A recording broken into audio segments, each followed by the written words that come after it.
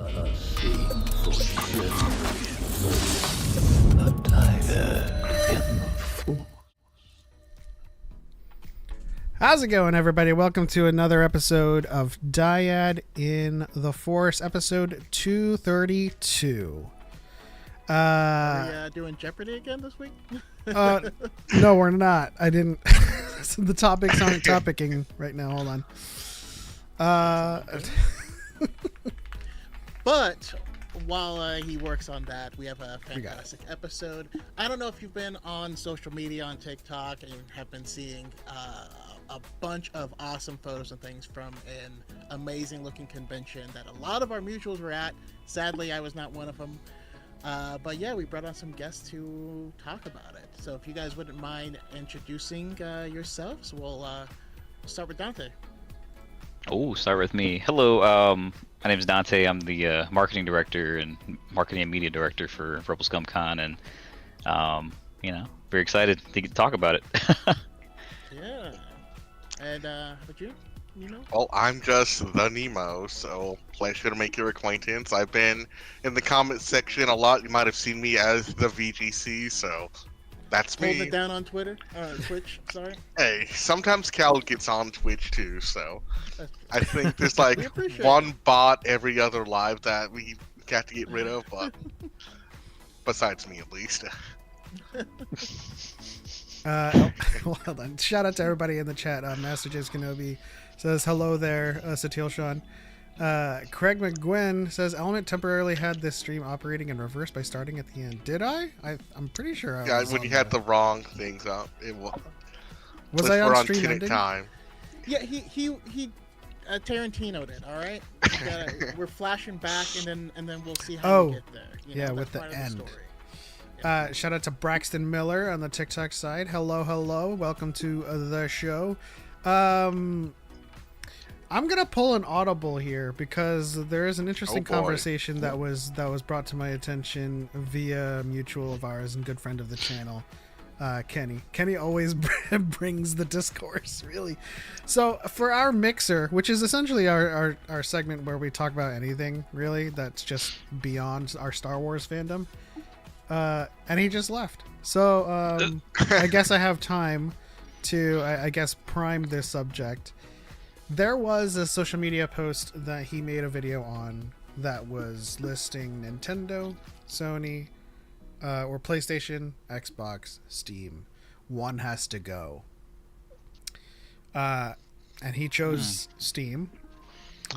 Which I completely disagreed with. But before I give insight to that... That's definitely a console player. If you guys have any thoughts as to if you had to remove one, which one would you remove? Well, here, I'll give the hottest take. Okay. PlayStation. And I'm a big Xbox guy, that's why, but I feel like the online experience is just significantly better than anything that PlayStation has put out. I mean, and they also didn't have like their servers down for like 4 months back in the day either, so there's that part too. So I mean, single player games are great, but you know, playability, replayability, things of that sort, easy access to games like for Xbox with their Game Pass and things of that sort. So I don't know, I'd say Sony. See, I would agree, especially with the Game Pass part, but I think if you look at the grand scheme of things, Xbox has had a marred history with a lot of the online stuff, so I personally... Have they? More than PlayStation? Let me finish. I want it gone just so that my chat history and all the voice messages are completely eradicated, so I would be personally safe. Not saying that I did anything wrong, but there's a lot of people that would be completely gone from the face of the earth if any of those old messages popped up. So that's why I want those to remove, just for protection. Well, just remember, Xbox has the Game Pass that also includes PC too, so that's what I'm also putting into. It's separate technically. Nope. It's technically with Xbox symbol on it. So. Well, we still have Steam, so we don't need Xbox. So. I mean, they it's kind of their rebranding of this is an Xbox and this is an Xbox, where it's their whole entire gaming platform now. But, I would get rid of Xbox. I can't hear you guys. Okay. 1 second. You may have to leave and rejoin. I would get rid of Xbox because I do really enjoy a lot of single player games, and when it comes to single player, the experience on PlayStation has usually, the exclusives have been better, and it feels like it's designed more for the single player experience. And then I hop on my PC for anything that's multiplayer. You know what I mean? Most of the Xbox titles. Now, if Game Pass goes away, that does suck, because that's a lot of free games that you get to play. I may have to buy more games, or I may have to just work through my goddamn Steam backlog that we all have. Yep. So like I feel like that's the best of both worlds. I feel like having Xbox and Steam is like double dipping. But like if you don't care about single player, then I guess. But even then, like, a lot of the Xbox titles always came to PC in one way or another regardless. So I feel like having them on Steam in the first place, you're not losing out on too much in that regard. Can you hear us now? Yeah, I can hear you guys now. Have you been watching the stream and I've caught up a little bit of it, and yes, I am a console player. Just for your information, whoever that was, sorry. That's Dante, man. He's a good friend of the channel and marketer for Rebel Scum Con. Oh, okay. Hey. So if you ever wanted to come to Rebel Scum Con and be involved in the panels, you gotta brown nose a little bit. We'll have a nice PC discussion for you waiting. Yep. There it is. Before I give the game developer's perspective, Kenny, why don't you reiterate what your stance is? My stance is that there is plus and minuses on all 4 platforms. Yeah. There's good and bad no matter how you look at it. I stand on principle, even though me and him have had a kind of back and forth dialogue when it comes to our takes. Mine is that PC is just too expensive in today's market to actually just jump in and just start gaming. Just for gaming, it's almost too expensive. See, I have to disagree because I started on PC and we did not have a high-end PC, but we played on minimum settings almost the majority of every game that came out. From like How long 90 ago was that? I'm talking like 95 to like Yeah. 2005. Yeah, you could get away with that nowadays. You're not No, playing Marvel that's Rivals essentially- on a decade old No, thing. no, you know? you can still get a decent laptop for the same price as an Xbox or PlayStation. So it- this is that was partly one of my arguments on the comments that I made on his video.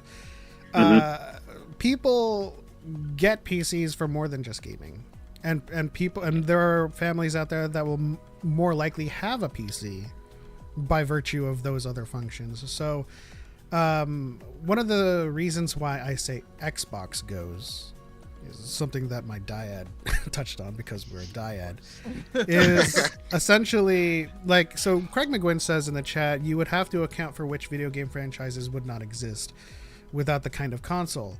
And that's not something that happens with Xbox, because they're Microsoft. They're gonna they're gonna release Fallout. They're gonna release COD on PC. They're gonna have all of that stuff for Xbox on Windows. So we don't realistically lose anything. The other thing is that without PCs, none of the consoles exist. They all run on PC components. When you made a tech innovation comment about Nintendo, I was like, they're all using AMD like GPUs and stuff. Like, the tech innovation is in the PC market with VR. Started on PC, now you got VR on the consoles. But the more game developer, game industry side of things is that PC gaming accounts for 23% of all sales, software and digital, with I hate to admit this, with mobile gaming making up 50%, and consoles, all three of them making 24%. So PCs, I would argue what Nintendo has the biggest share out of all of it. most likely, but what I'm trying to paint is that PC gaming makes up for almost all of the consoles, right? So you remove Xbox, it just transfers their sales to PCs, right? You can say the same thing for Sony. Yeah, and but PlayStation's also releasing on PC as well. So the only thing that's safer with Xbox, usually... the only thing, so really quickly, the only thing that's safer with Xbox is that it's Microsoft, right? They have they own Windows and they own Xbox, so it's a natural And transition. they also own a lot of game companies that they're shutting down. So Yeah, that's kind Which- of a bad thing. which I did bring up in my video. Like, I did both pros and cons of each segment on this. I was not just taking this from one end or the other. I recognize that PC has a massive player base, has a massive library, if you will, to gain access to video games. Even the stuff that is hard to get a hold of, you can still gain access through PC. I'm just looking at just as gaming specifically. I'm not talking about like what we're doing on here on YouTube. You know, you guys are using your PCs to create a platform, that whole 9 yards. I'm not talking about any of that. I'm talking about just specifically gaming. No Twitch, no Kick, no nothing. Literally just gaming. Let's talk about the pricing, because you said it's more expensive.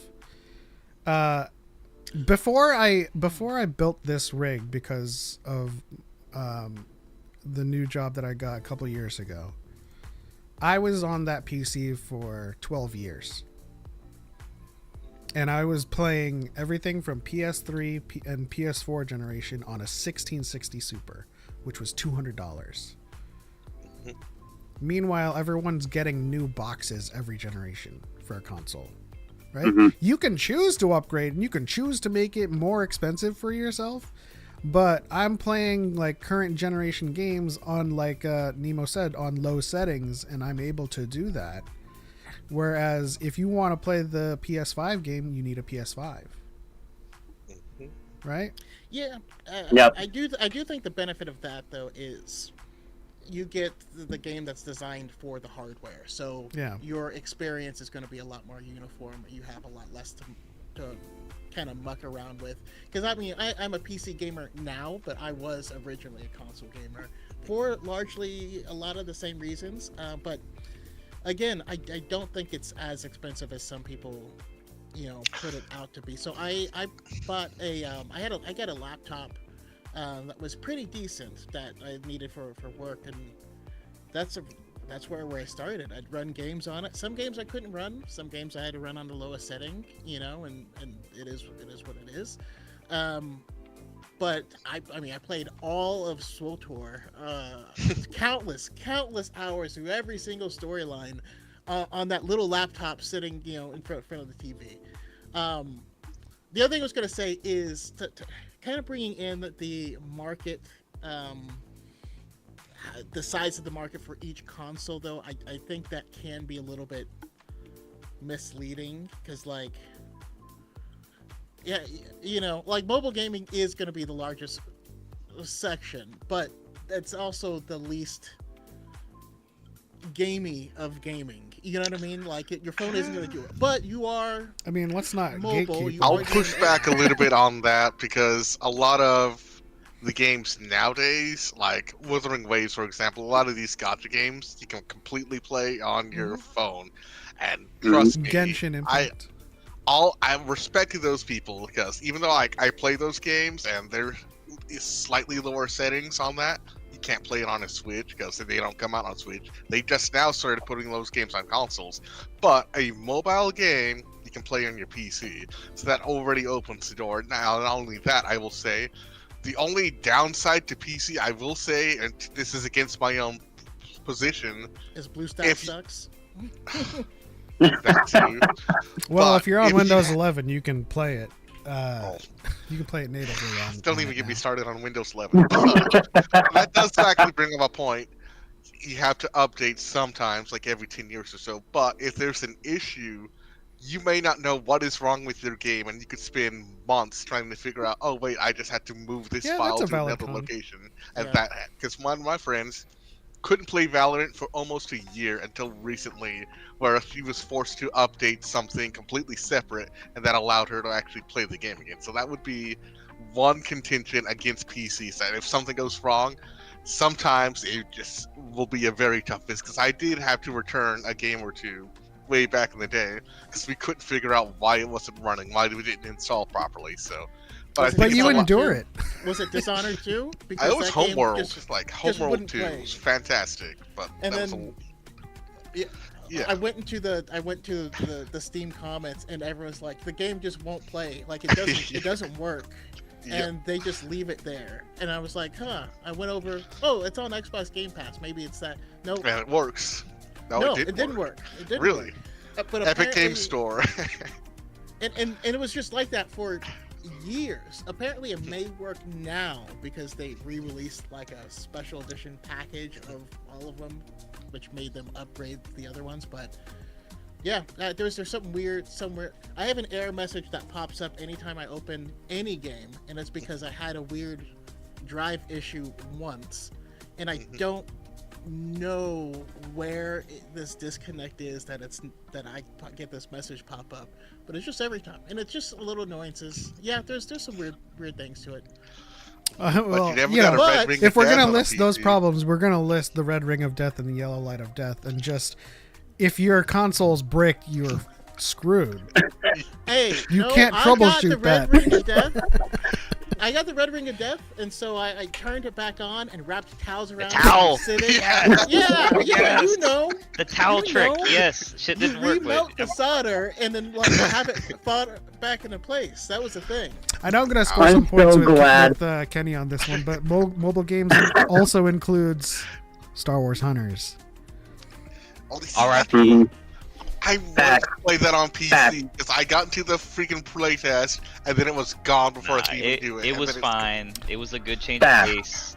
Loved it on. I'd never played it on my phone, but I was a beast on it on my Switch, and I loved that game. It was a. I was a main on my I phone, was- and I can tell you, I loved every second of this game. Yeah. It was fantastic. Quick I was 5 hyped, minute I was hyped games for was it. I was great. waiting for it on Yeah. PC. I was waiting I was because so bummed because like I yeah. agree. we played it once at Star Wars Celebration in 2025. Or not in 2025. In 2020. Hey, wait, Is it what? 22? Yeah, we got to play it there on the floor. They had me make a not commercial not for it. Celebration. It was Comic-Con.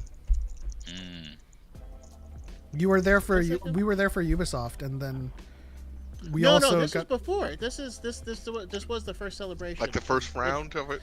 And it was me, you, and Cal, and then on the other team it was like 2 little kids and their mom, and we whooped their monkey asses all day.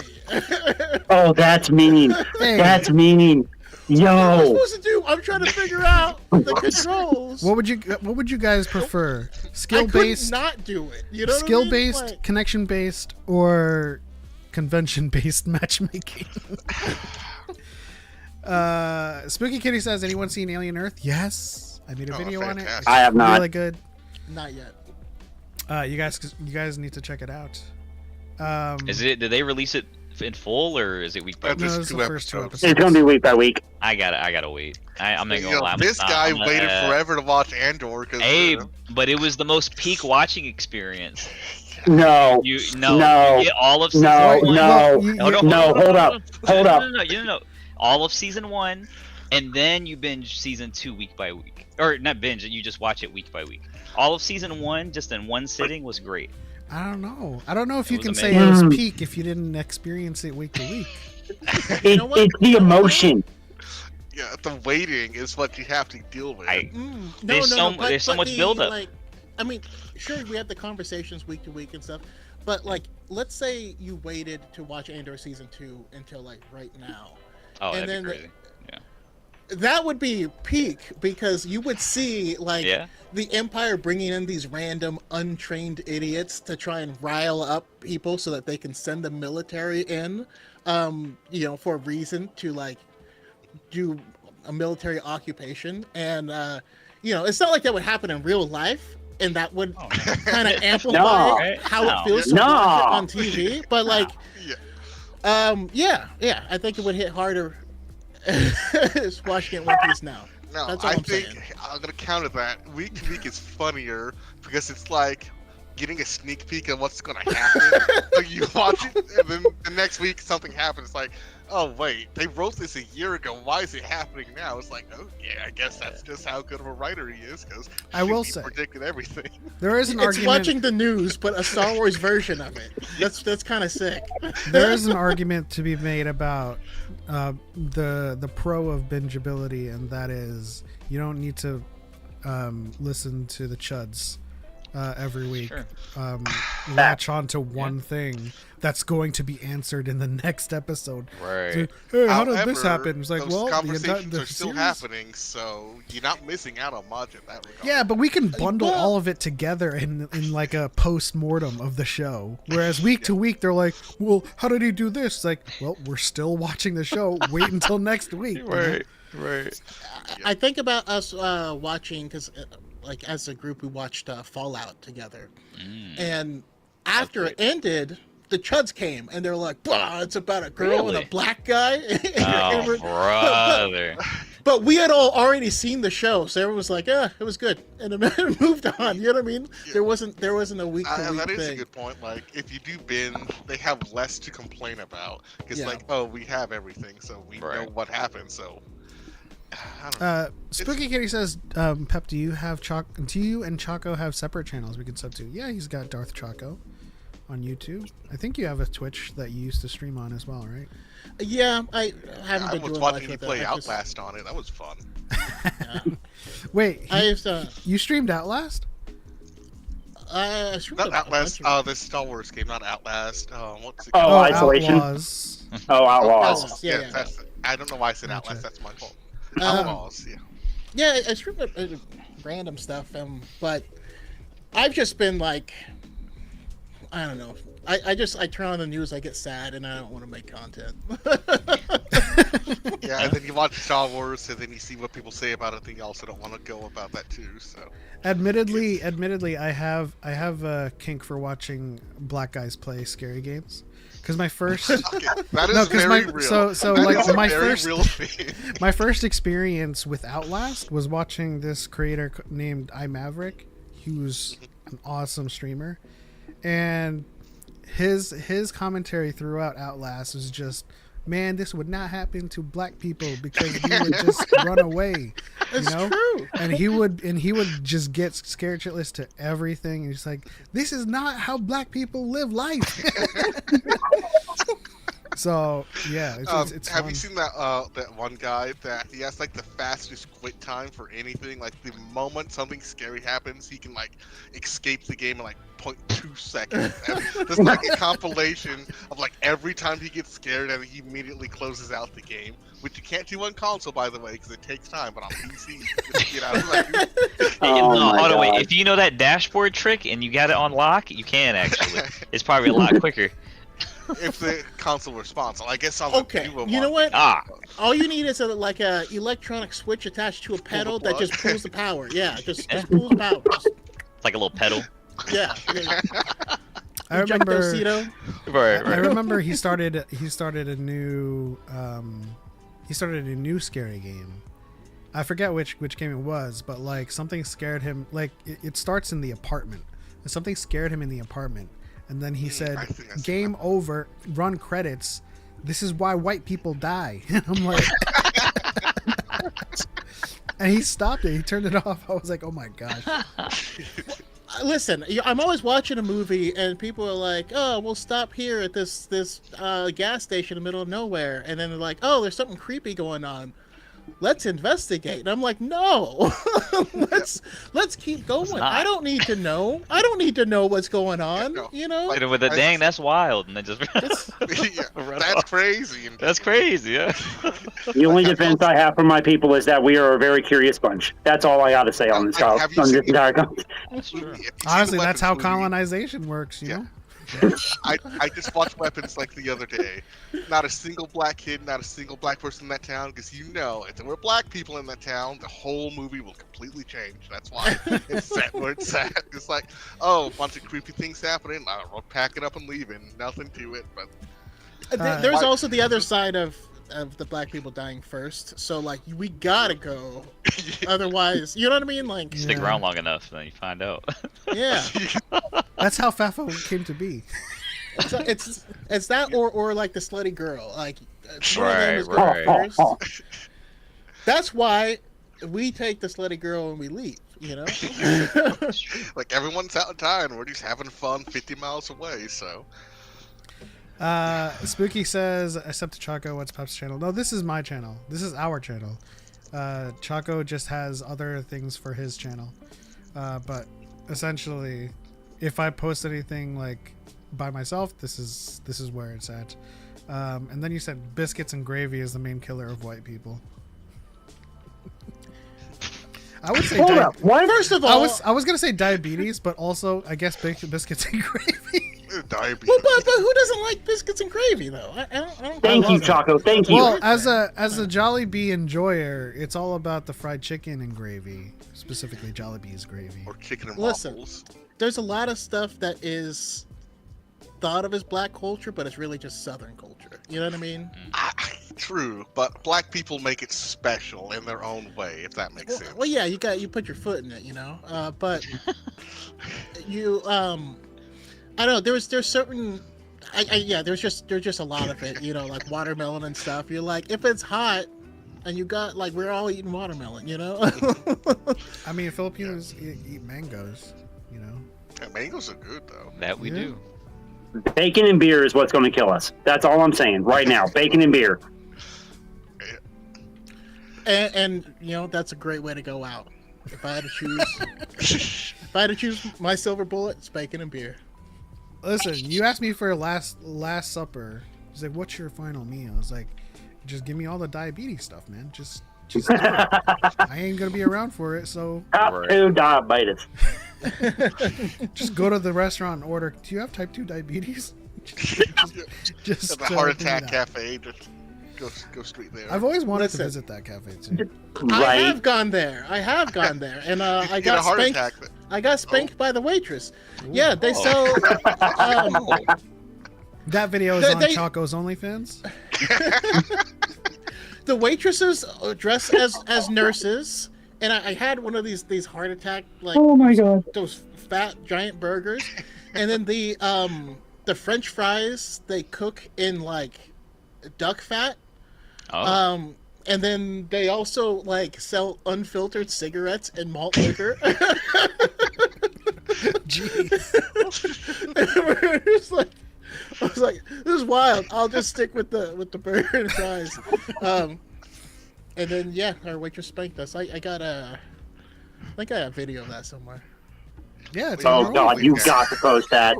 It's on the OnlyFans.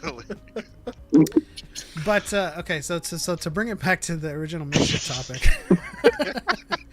the other thing that I wanted to talk about is games. Every single indie game or game that you have played that has become popular on console is got its start on Steam. Right? Fall Guys, Gang Beasts, Party Animals. Among Us. What's the imposter one again? Among Yeah, you Us. just said Among Us. Among Us. Ori, Among Us, Among Binding Us. of Isaac, Super Meat Boy, Speedrunners, Shovel Knight. Shovel Knight, Terraria, Stardew Valley. Every single one of these indie games made it big on Steam and then made deals with the console makers to release on the console. But even then, some of the big franchises, Battlefield, COD, Medal of Honor, all that stuff started on PC as well. Doom, Quake, Rage. Oh yeah. All of them on PC first, you know. And so I'll include Steam and PC, but realistically, it's just like kind of like a monolith at this point. Without PCs, like, you know, you wouldn't have Warcraft, Starcraft, all of these RTS people. And I mentioned that in my video as well. Without the Godfather that is PC, we have nothing. Literally Games can nothing. start on consoles first, but Well, I mean, you gotta build the game on a PC, so it makes Right. Mhm. yeah. Yeah. But I mean, there also is things to say, like the original Xbox was a PC. You know what I mean? Yeah. Yeah. I also had to mention that Halo was a PC game Yep. first, and then Microsoft. It was like what, 3 months before they announced it for the Xbox exclusive I believe so. or something like that. it was like 20 years ago, so I had to go check. Now, All right, Thanks for the don't wait reminder, just by like the that way. again. Yeah, don't wait just like that again. after some of the behind the scenes issues with Destiny 2, Sony was like, we're just gonna take over now. Like we try to let them do this independently, and it has not been working out for them. So I'm curious how that'll go. But it's interesting. Bungie like shifted from one to the other, and I have a love-hate relationship with Nintendo. I think it's genius what they've done, as they've set themselves up as a third console. So like people either have a PlayStation and a Switch, or an Xbox and a Switch, but they're not directly competing with either of them, which is why it's their market share. Because they don't But- play any of the games, but But I feel like they hate us. You know what I mean? Like, I was a Smash player, and like they would stop people from doing tournaments, from streaming Smash Brothers and stuff. And you're like, why? Just let It's me- just music. I don't it's like just how like you're with playing the Pokemon. game. It's just like with Pokemon recently. A lot of people want to get back into the mainstream mainline series, and they're emulating, you know, red and blue, yellow, gold and silver. Like they're going through the handheld versions, but they're getting flagged on Twitch or Kick because they're using illegal content or monetizing on their Can't stuff. monetize anything Nintendo Yeah. ever, so What I will give to consoles is that they popularized the PC franchises that got their start on PC.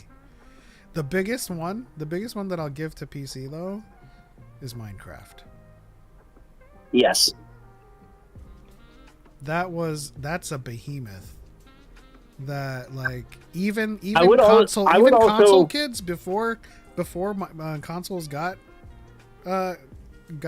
Minecraft on consoles, console kids would ask their parents for a PC to play Minecraft. That I would was, also argue I- World of War as well. World of Warcraft. Yeah, World of Warcraft. Sorry. Oh yeah.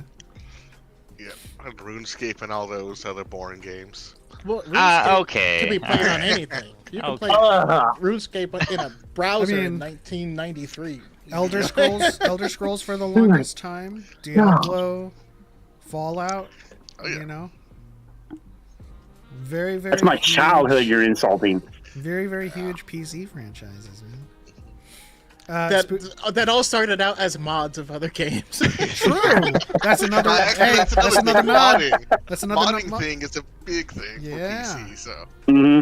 I mean, that's how I got my start in the game industry. I was back in, Rainbow Six Raven Shield. I was designing maps on Unreal Editor.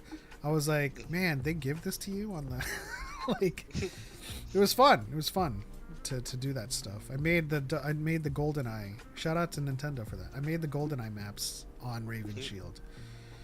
That's awesome. That was cool. Spooky says, I heard PC is superior. How does Bloodborne run on PC? How does Elden Ring run on consoles? I heard you guys are opening 60 frames per second for Christmas. But it never comes. Never comes. Even with the PS5 and the Xbox, what is it? 1X? Or what's the Series SX, yeah. Series XX? Even with the current gen, to get 60, y'all gotta go down to like 458p or something. hold on. It's still 1080 It's not that. I'm being hyperbolic, but you know what I mean. No, one of the big problems is that these companies won't let the past systems die. That's the issue. We need to let PlayStation 4 Let's pass die. Kill it if You we know, have to. Yeah, if you make games that won't, it's not capable of running it, like that's You know what's actually funny about that? They can still remake Grand Theft Auto over and over again for every single generation. It'll still make banks. Call of Duty, Battlefield, any NASCAR, football, baseball, sports-related content. Like, What was the game that was? Because NBA 2K26 is about to come out. Graphics the exact same as on console 10 years ago because they don't even try to make it better. So I used to get Madden every single year, and then one day I was like, "Why am I buying this every year?" because the last version still gets the roster update. So It's like, oh, on this one, like you can stiff arm people, and I'm like, cool. I never did it. oh, you can hurdle people now. It's like, yeah, okay, wonderful. exactly. It's cool. It's on the cover. You can totally make it look great. I think the last game that we were arguing about in terms of like letting the legacy systems go was Jedi. The Jedi games. Yeah. Yeah, are they still out on Xbox One? I believe so. Yeah, they did release a downscaled version. I gotta say that both of those were very flawed on release, though. They had really bad releases, but that's more a game industry issue. are you talking about Fallen Order and Survivor? Yeah. Yeah. See, I can understand PlayStation 4 because it was the most selling console. I can understand not wanting that to die, but like the Xbox One, I don't care. Xbox Series S, it's like I have one. It's sitting right here. There's also an Xbox like XS and 1A or XS Plus. I don't know. Yeah, What did I say on your video? X is coming out Xbox next 2 year. Extra. Yeah, you said something random, and I'm like, what is this? Yeah, I actually almost thought about looking it up. I feel like Microsoft needs to up their game on the nomenclature side, to be honest. Listen, next we're gonna have AI that'll just play games for us, and we don't even have to play them at all. Here's what I think. You'll never hear us talk about the PC or the PC2. It's just PC. So That's a good point. Good point. I mean, you'll talk about But the wait- GPU though that you have to get eventually down the road. So CPU, Hey. CPU, Well, no, I mean, motherboard. GPU is usually pretty good. GPU is like the big thing you really have to change out eventually down the Oh, road. Alien 21X, what? But they're Also, I did long-lived. lose a bunch of money this year because I had Well, that was through no fault of construction the PC. people. Yeah, that's true, but they ended up overheating it and fried my motherboard, and then my motherboard isn't compatible with anything new, so Oh, I have to get new stuff and new RAM and all this stuff, and so Damn. yeah. Well, that's like once every 10 years or something versus. That was kind of that's a fluke. Yeah, that was a fluke. that's true. Yeah. I updated. Plus, what I have is overkill. I updated my GPU 3 years ago to a 3070, and I'm gonna be using that for the next 10 years. Unless I start making bank and I'm like, I don't give a shit. I'm gonna get like a 5,000 GPU See, or something. But I can play might have every to game. because Oh, I'm also a video editor, so like with Yeah. all this stuff that I'll be doing, I might have to get a new graphics card to get 5K, 6K, 8K. Well, you need more storage before you do that. So. But you see, I get that. Good but luck with I the can storage always on buy hard consoles. drive. I want to be able to live edit without having to wait for it to render. Because when I was working with my previous boss, like the first time I overloaded his PC, he was like, "Wait, what are you doing? Why is this slow?" It's like, "Oh yeah, that's just how it happens when I add all these plugins." And he's like, "Hold up, right there." Next week he bought a brand new PC with everything because he's like, "I never want to see it slow down and you have to wait to get your workflow going." So like, bet. Then I pushed that one to the limits, and it's like, "Okay, you just need to stop. Just let it go. You don't have to do all this." So that's where I'm coming from. yeah. My previous PC that I also kind of fried. It seems like a user issue at this point. No, it was not a good. So I had a friend who actually worked at a gaming studio, and then that studio like got shut down, and so my friend who worked there, just grabbed one of their old PCs and just gave it to me. Now Yeah, it was really crappy, but it had a ton of RAM. And so it wasn't meant to be used. This was like their entry level thing that didn't work for them, so it ended up in storage. So Did I but, send and that's you what I a was CPU using. or did you send me one? I sent you the 3070. Oh, But 3070. you did help me with the. See, I mean, I sent you the GPU. I think it was 3700. Yeah, 3700. Ryzen? Sorry. But the what was I saying? Oh yeah, I'd go to edit a video and then like I'd let it render and it would just be like, all right, I'll check back in 6 hours. No, I couldn't. Like some of the stuff I did, there was one like graphic I had to do in After Effects. It took 6 hours to render, and it's like if I charged you for render time, I would be making bank. But since I'd let it run overnight, it's like okay, it's whatever. But it's like graphics will eat you up if you're a video editor. So it's like with all these LUTs and all these graphics and all, it is tough out here. So, but it is what it is. All I need is the ability to edit the 9x16 TikTok videos. I despise TikTok and 9x6. Give me the long form video edits. That's what I was born to do. Nope. Sorry, buddy.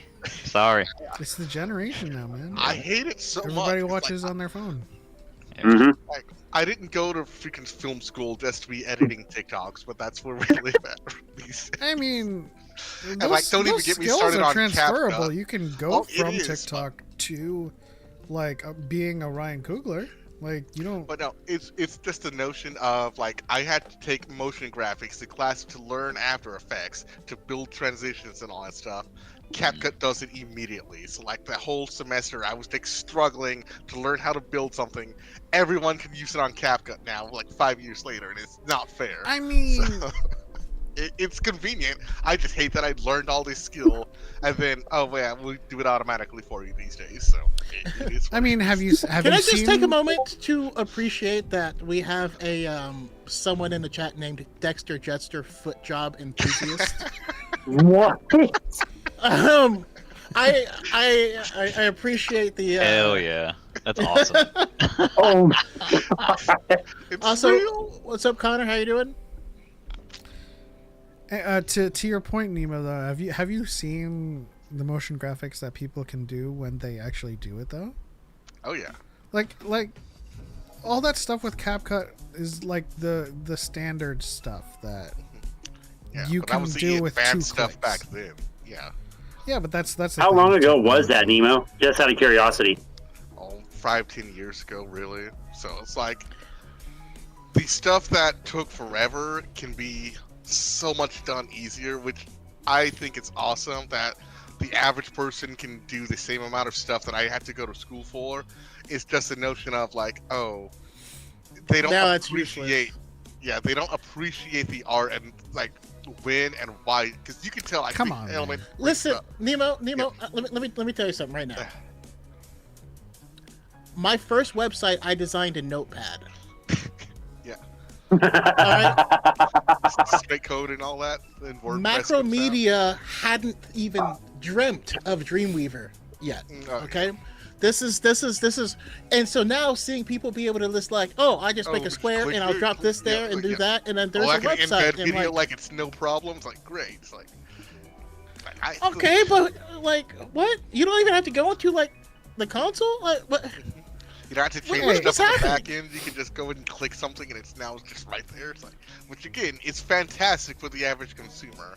I'm just salty that I spent so much time learning it, and then everyone else can do it now. I spent Also, a lot of No, time. my that's, dad- that's when you do the whole, actually, this is how you do it. Like, you just get all in their face about it.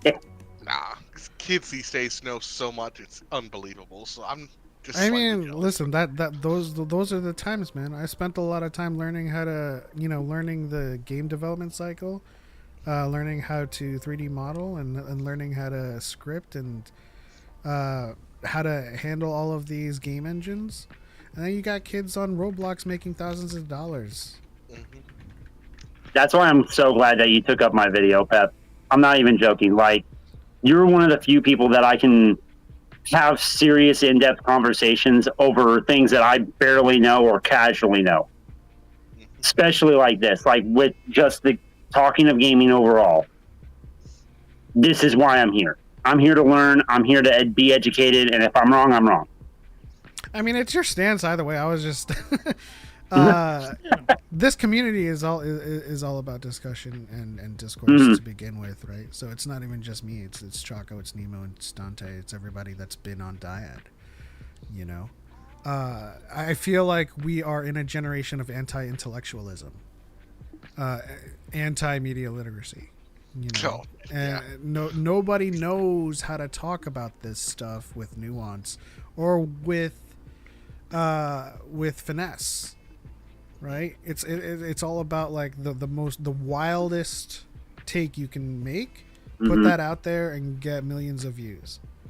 Right? Even if it's wrong, or especially if it's wrong in this a lot of situations. Yeah, That's why I took almost a full 10-minute video to do my response on his comment on my first one. Like it was literally just going through the pros and the cons of each section. Like it wasn't just one thing; it was everything. Comprehensiveness. I mean that's what made my TikTok videos on the Acolyte kind of pop off, right? Because thank you for that, doing the Lord's work. because there was a lot of like really, really shallow and kind of like glass floor takes on the Acolyte, and then like every week I'm just like actually talking about the show and what happened and like speculating on it.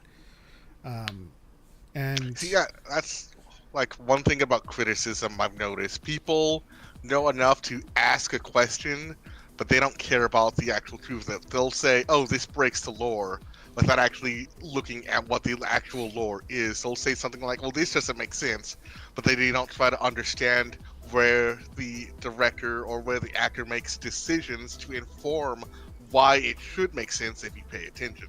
They just want to say, "Oh, it's this plot hole," but they don't know what the plot is.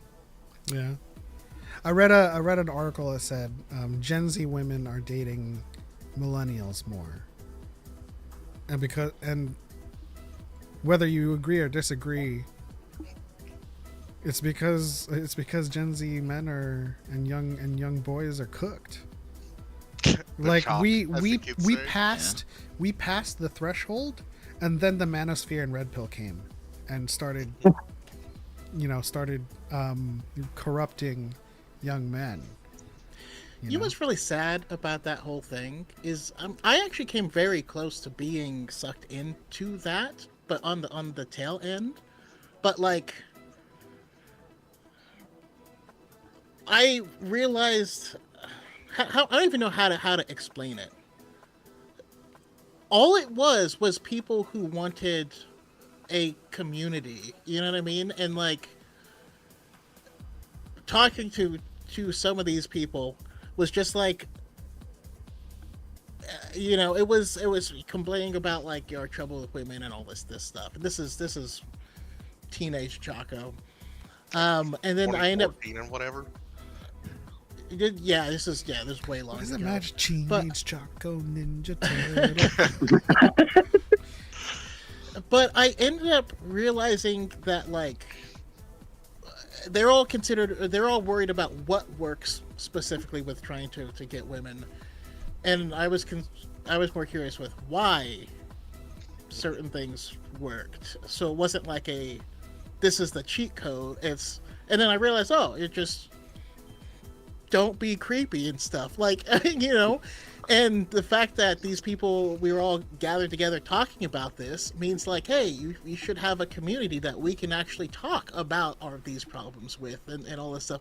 Like that's, and it's really just a club for insecurity that points the finger elsewhere rather it's a bunch of people who hate themselves, who have no idea that they hate themselves, and so the blame is on everyone else.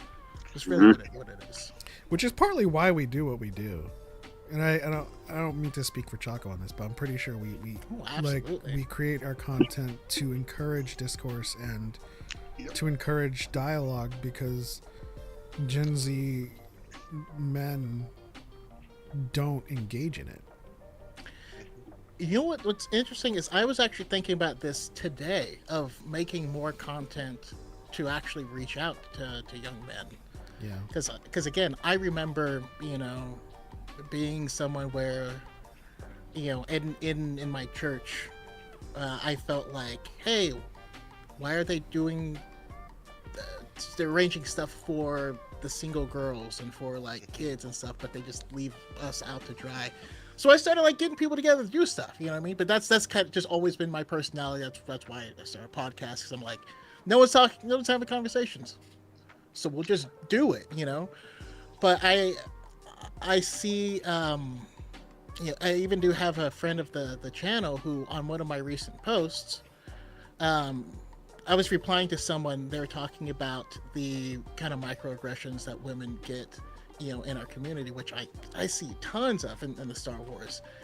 But their point was like, well, how come we don't talk about this when it happens to men? Or you wouldn't say this about men. And I'm like, that's just not what we're talking about. But I don't know, maybe I should open up a dialogue so some people don't feel like they're being lost. I don't know. What do you guys Maybe that'd be a good idea to launch your High Ground podcast again. Maybe good grounds to relaunch it again. It could be a good kind of ancillary topic for that, especially if you look at it from a meta perspective of what it means to have the high ground. And I do think a lot of the problems, especially when it comes to young men, because I was there for the whole Gamergate and Not Your Shield and all those old stuff, because I knew personally a lot of the people. Like, there's one particular guy, he's big on social media right now. I knew him while we were watching Game of Thrones, and then there came to a point where there was like a split in our friendship, and he started changing his topics, talking about certain things, and I'm like, yo, you can be upset, but that's not the reason why. And it got to the point where he ended up blocking me, and then his career skyrocketed, went to the White House, did all this stuff, and still making the same dumb content he was back 5 years ago. And I'm like, what happened? And like seeing these conversations, seeing how people talk and address, and Star Wars, unfortunately, was a big proponent of that with Rey and Finn in The Force Awakens. And don't even get me started of the gaslighting and change history while everyone claims they love Finn. No, you didn't. I know you specifically. You did not think Finn should be a Jedi. Don't you dare get on the internet and lie about that. But that's besides the point. It's just I remember. Yeah, go ahead. I remember our good friend Sawyer. We gotta talk at the Paul. I remember our good friend Sawyer would occasionally talk about her dating experience on like dating apps, and whenever it would come to her attention that that person liked Star Wars, their first interaction is them like being like, "I bet I know more than you," or something like that. Like, what? See, I'm gonna say like. I used to be that way, it's not to insecurity. put people down. I just always ask girls questions, because if they have the same interests, I just want to know, hey, have you seen X, Y, and Z? And then I realize they didn't. It's like, okay, I don't have to go like full nerd on them. But if they could keep up with that conversation, then it was fantastic, because we can talk about everything. But there's like a way to do that where like I have to realize, okay, I'm putting out too much. Let me scale it back and get to know them as a person first, and then have the real connection, and then we can translate to talking about what you like or didn't like about a certain movie and who's your favorite character, and not just throw everything at them as soon as you know they like something you like. You know, it's a maturity that has to come with that. And then it's also not like, oh, you don't know as much as me, then obviously you're terrible. You're a fake fan. You're not a true Star Wars fan. It's like, why is that? Because again, like, I'm never gonna say I know more than Element or Choco when it comes to Star Wars, but we can still have that discussion. Like, can that same grace be afforded to other people? Like, Dante and I just got back from a convention all about Star Wars, and just seeing every single person at completely different walks of life and how they enjoy Star Wars was fantastic. If I had gone there and like expected everyone to know as much as I did, then there was always going to be someone who knew 1,000 things more than I did. So like, why are we like battling? Yeah, Who well, knows Sam more Witwer alone would have done that. Hey, we don't know that much. I just recently got eliminated from a trivia tournament because I said that Beckett had three blasters.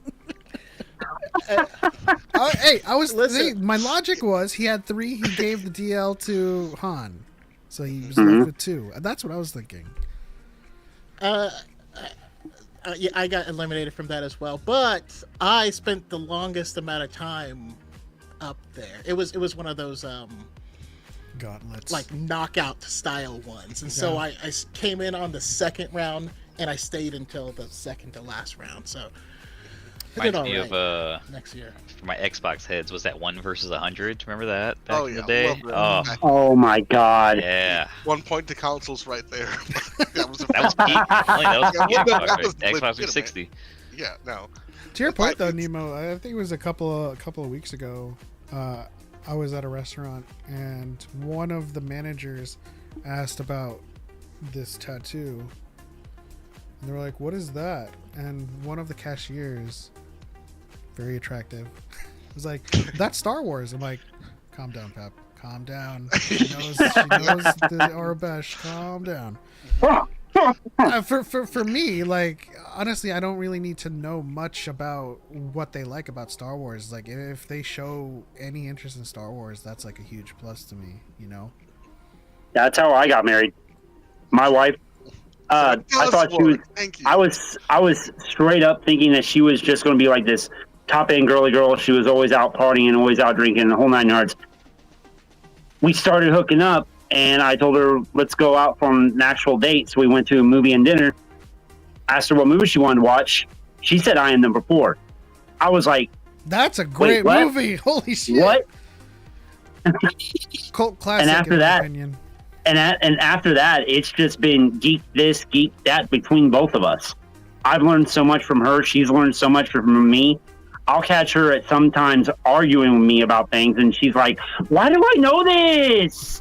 You ruined me. Nah, she ruined I dream herself. for a day like that. That movie You know is what, where I though? fell in love with Teresa Palmer. Yes.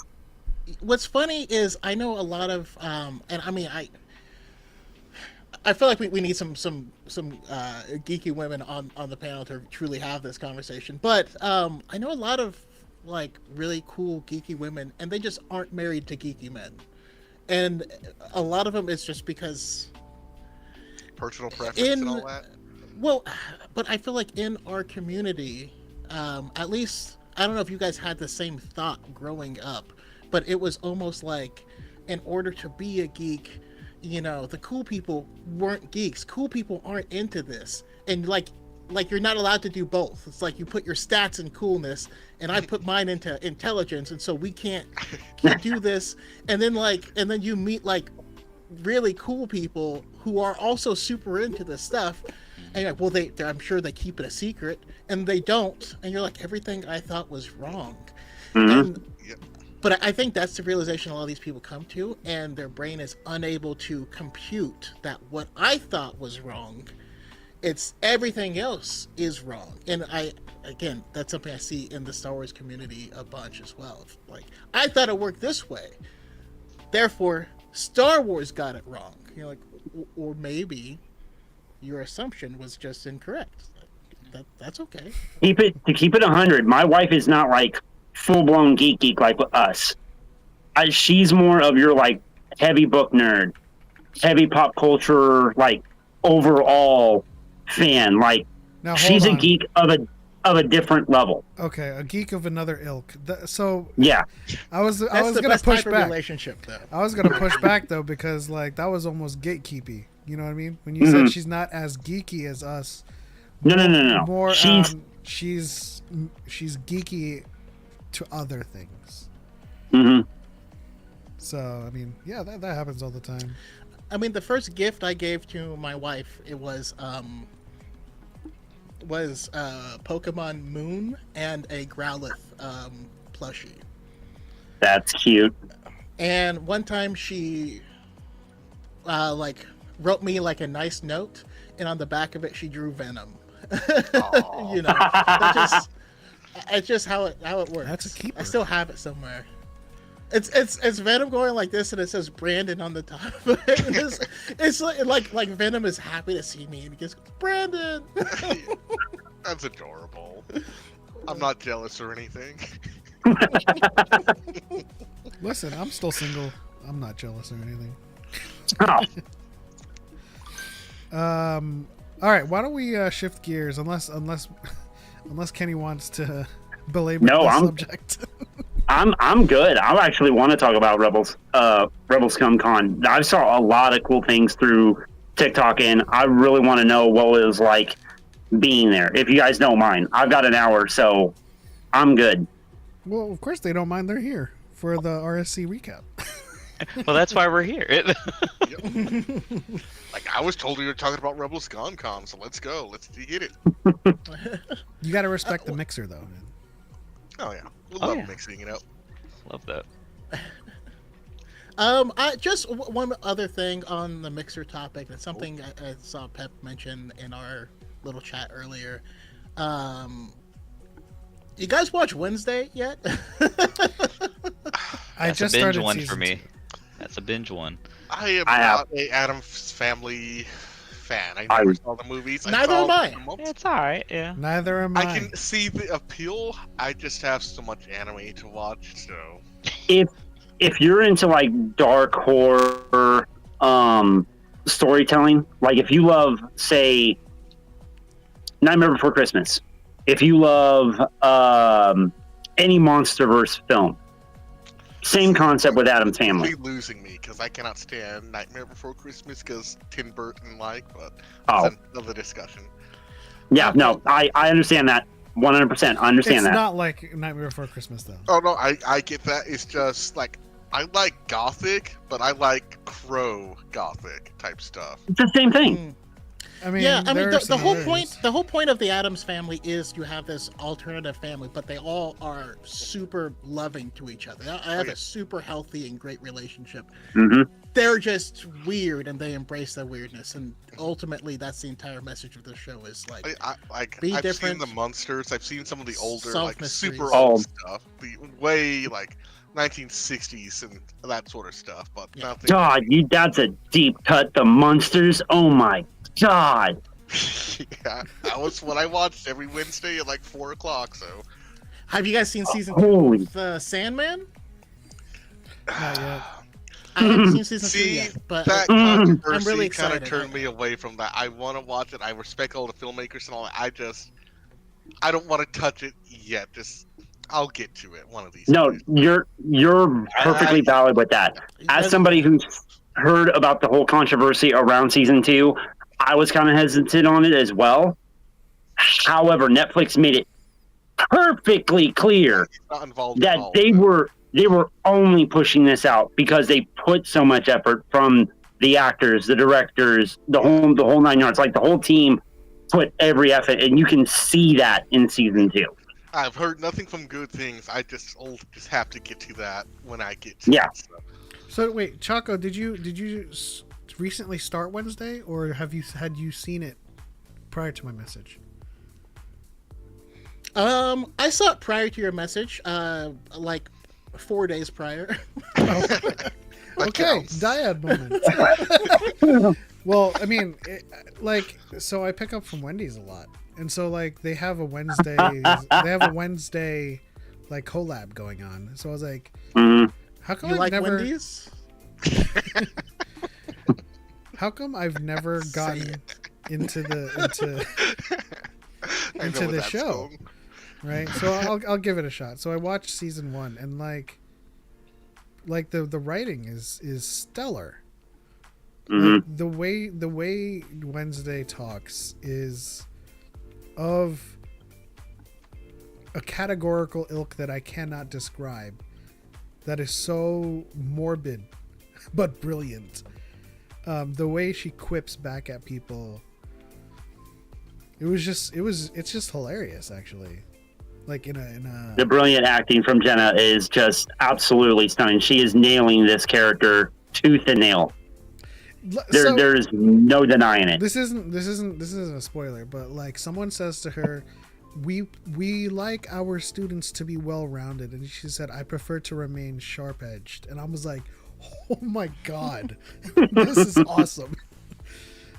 So like, yeah, I started season 2. Like I can't believe I hadn't gotten into the show. It's crazy. Sorry, Dante. No, I'll watch it eventually. You know. So, Dante, what have you been into lately? Honestly, Star Wars. no, like literally the con has like sucked everything from me. So now I'm like, what do I do with my life now? No, Because it's trust over. me. You know. I was Yeah. looking You forward to get this prepared past for next weekend all year. year. I'm catching up. Oh, well, I mean that part, but yeah, a lot of it comes in like that last 3 months. So, like me, I'm just like, oh man, I don't watch any of this stuff. I got a lot of stuff to catch up on. Hey, I spent the last month and a half catching up on One Piece, so I fell behind on everything yeah, boy. else. You know. I'm surprised you made it through such a short amount of time. So He's a beast. Are you really surprised? If you're a Oh, I One Piece shouldn't fan, you be. would know that like once. well, I haven't seen it in years, but I'm just talking about like starting from 0 and then going. No, I all the started way at through. 60. I was on 60 for a Okay. couple years. Okay, You started at 60. 60. Ooh. Yeah. It's only like 5% of the show. That's so much. See, Well, when you start at 60, that means you only have to watch like 1,200 episodes. You know what I mean? Like it shaves a lot off.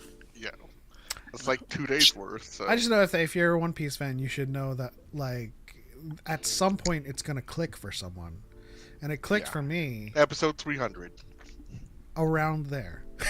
Mhm. Yeah, I know. Around there is when I blitzed it. I went from 60 to like 200 in like 3 weeks, and then the next time I Which checked is in with, already insane for normal the next people, time I but- checked in with Choco was 2 weeks later, and I said I'm on 700. He's like, what are you? I think you were at that point. You were at 8 something. So Watching you them caught on up times with it? 4 speed at this point, you know. I mean, honestly, with the amount of like recaps and the amount of like stuff they repeat, you probably could, and you not miss much for a lot of stuff. But when it's good, it's very, very good. But Yeah. Yeah. Yeah. I used the canon episode list though. I had it on a Okay. whiteboard. that makes sense. Yeah. All right, but Uh, let's go ahead, Choco. Oh, I was just I just remember, you know, Nemo mentioned that he had some anime that he was trying to catch up on. I was curious if you had any titles Have you seen Takupi, The Original Sin? It's 6 episodes. I saw that first episode, I saw the content warning, and I was like, oh. Then I saw the episode, I was like, okay, that makes sense. Read the entire thing, and then as the next 6 weeks, cried my eyes out every episode, just waiting for the ending. So, if you want depressing and like a lot of trigger warnings, watch that. It's only 6 episodes, but it hits you so Well, hard. what kind of trigger warning? Is it just like gore? That. And it's like a little kid, so it's Yeah, it deals with bullying and abuse, and it just hits home for a lot of.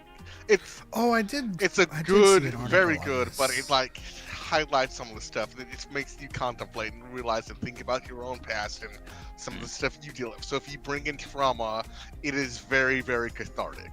So Yeah, and then, I'll eventually get there. I'm burned out but on you anime. just have to be in a good headspace. Be in a good headspace when you watch it, because like if you are already in a low spot, it can take you much lower than you need to be. But if you're too high, you don't want to be brought down. So if you're kind of in the middle, like I was, it's like I can feel it, but I'm not gonna let it bother me to the point where I can't function the next day, type of thing.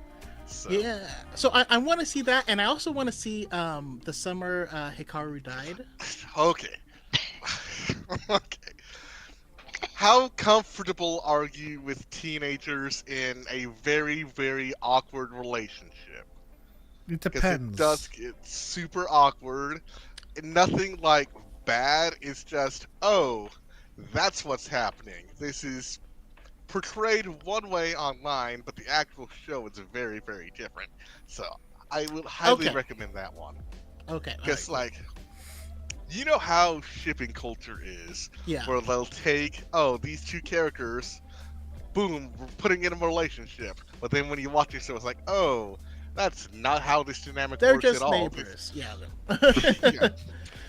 Yeah, I will that's say, also a very good one. I will say, finishing One Piece hit hard with the burnout. Like after I was done with you have to wait for everything. Well, after I was done with the last episode and I made my video on it, I was like, all right, what else can I watch now? So I put on an anime, and I was literally like, it just doesn't hit the same. I was 40 seconds in, and I was just like, I don't want to do this. I'm kind of burned out on anime right now, but I mean, I still have Fairy Tail to catch up with as well. So that's a good one. It'll be also to be Hero X and that's the anime I put on. I would put on wait To Be for Hero that X one. to catch up, That's and I was one like, you have to binge when it's over, because it lost me, brought me back, then lost me again. Because I thought it was going to be one way. Speaking my language now. Changed, and then it's like, well, the structure is that they follow different characters. So like every 3 episodes or 4 episodes or whatever is an arc that follows different thing. If you pay attention, it's all interconnected. But the way it's laid out, it's like, oh, I thought we were going to go all the way here. Gets exciting, stops. Go to a different person. Goes to another person, stops. Okay, now we're going to the other one. And you can see it overlaying. It just sucks waiting week to week. It's like, oh, I want to get back to this original thing because you dropped a major cliffhanger, and now we have to wait 16 episodes to tell the other finally... stories surrounding this thing. Yeah. But then I'm trusting, because have you seen Link Click? It's from the same people, so I can trust that. Link Click is phenomenal. Watch that instead of everything else. But I'm waiting for TB Hero. As soon as it clicks and everything comes together, it's going to be fantastic. Yeah. I just have to wait I don't for know. it to It was get pretty there, fantastic for us, even with the waiting. Like individual arcs, like especially with the singer arc, I love that one. And then Lucky Cyan, I cried so hard. Yeah, at the end of that one was great. I know Dante's just sitting here having no clue what we're talking about. I watched. I can't. You watched the trailer. I'm like, I want to watch anime, but I haven't had the time to watch anime. Oh, no, it's all like the very top level stuff. But I always write notes when I hear people talking about anime. I'm like, I'm gonna get to that. Yeah, I gotta catch that's up. That's the one thing my wife will watch is anime, which is very interesting because she won't watch Star Wars with me, but she'll watch anime as long as it's not too ridiculous, and that's a very weird thing to say with anime. Well, that's like 5 anime that's not too ridiculous. She's like, it's gotta be a little realistic, and I was like, okay, sure, we'll figure something out. She doesn't like Uh, superheroes. That's like the big thing with her. So Yeah. yeah. Currently, we're watching 8 in the Discord. Last season, we were watching like 12. And then we're also rewatching like other stuff on the side. And then, yeah, we watch a lot of stuff. So, like, after Rebel Scum, like, I couldn't stay up to watch a lot of stuff. So, I just Speaking had of Rebel to get caught Scum, up.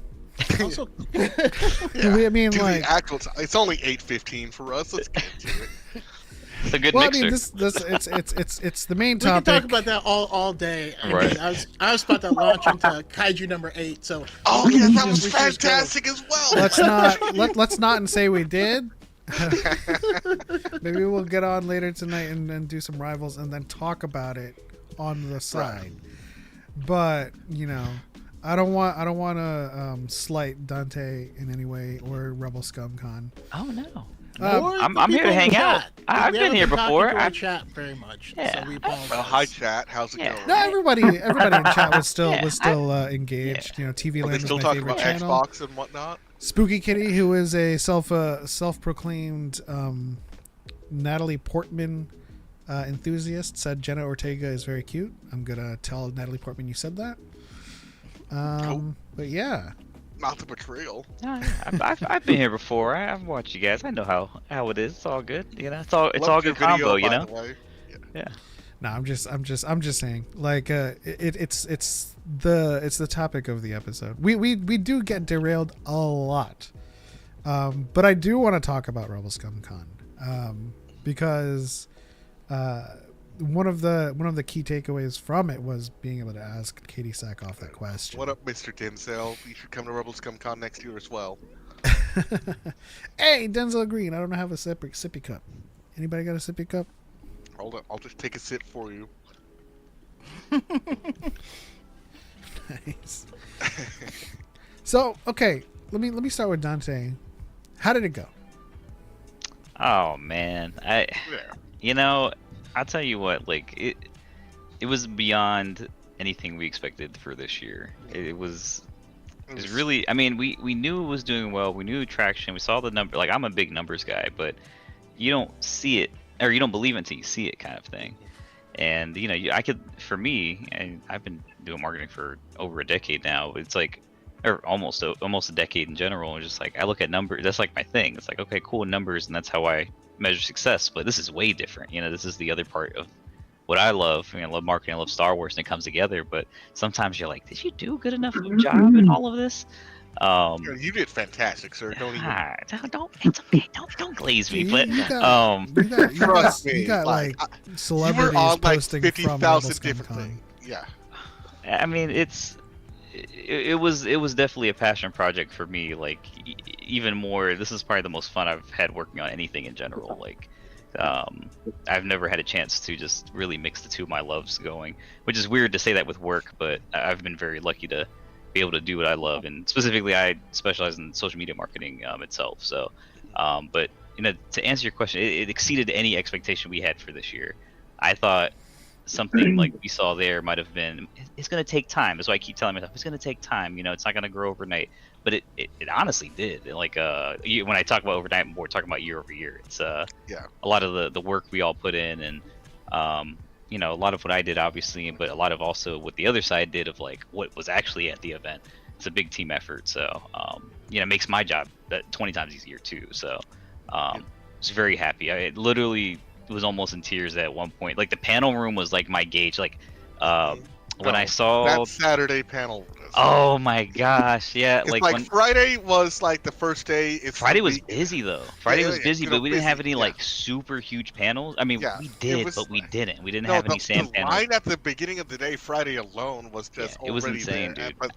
And I was then, like, what is this for? It's not for like, us. Even though the room itself for the panels, like, to gauge, I don't know if y'all saw the videos from last year, but it was easily maybe 2 or 3 times bigger than I think bigger, actually. I haven't finished crunching numbers. It's bigger than that. Well, I know it's far more. At least, what, 400, 500 people can be in that room. Yeah. And Oh, then- it was packed. Yeah. Yeah. In the panel room specifically, yes, correct. Yes, and it's like, even though it wasn't like Friday, we had less people because it's in the middle of the week. Or at the end of the week, people were working, all that stuff. You saw a little bit more people come at the end of the day. And then Saturday comes along. and I am freaking out because like I'm just setting up the cameras and stuff, making sure all's going.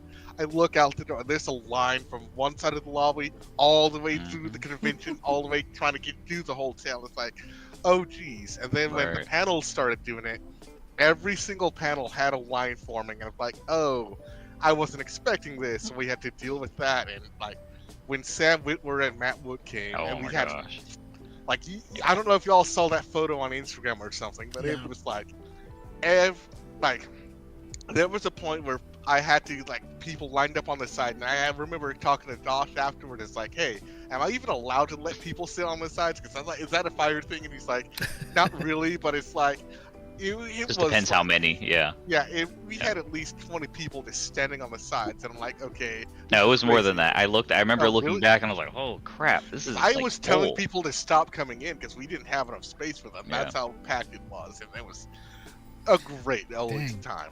That's when you reach like Star Wars Celebration levels, where like No, that's what you everyone. have like you have somebody at the front of the line who's like, "It's full. Go to another panel." I was just about to say, I saw another content creator saying that Rebel Scum Con was basically second Celebration. Like it was that compact. It was that hitting. It was just that epic. Yeah, and it was it was more meant to be like just so you don't miss anything, right? I think that's probably that's one of the bigger things we got feedback on year over year, because the last venue we literally had, all right, here's the sign-in room, and then walk down literally a 5-minute hallway to go to where the rest of the con was, like where the panels were at. Miss out on panels because they had to walk all the way around. It's like literally a 5-minute walk. Yeah, the panels, the main room, the vendor room to buy stuff. It was insane. Spread out. But... Yeah, I mean, especially for a first-year con, that was dead in the water at that point. I mean, it wasn't dead in the water because obviously we're here talking about it now. But yeah, it was very interesting for sure. That was my biggest gripe with Celebration London.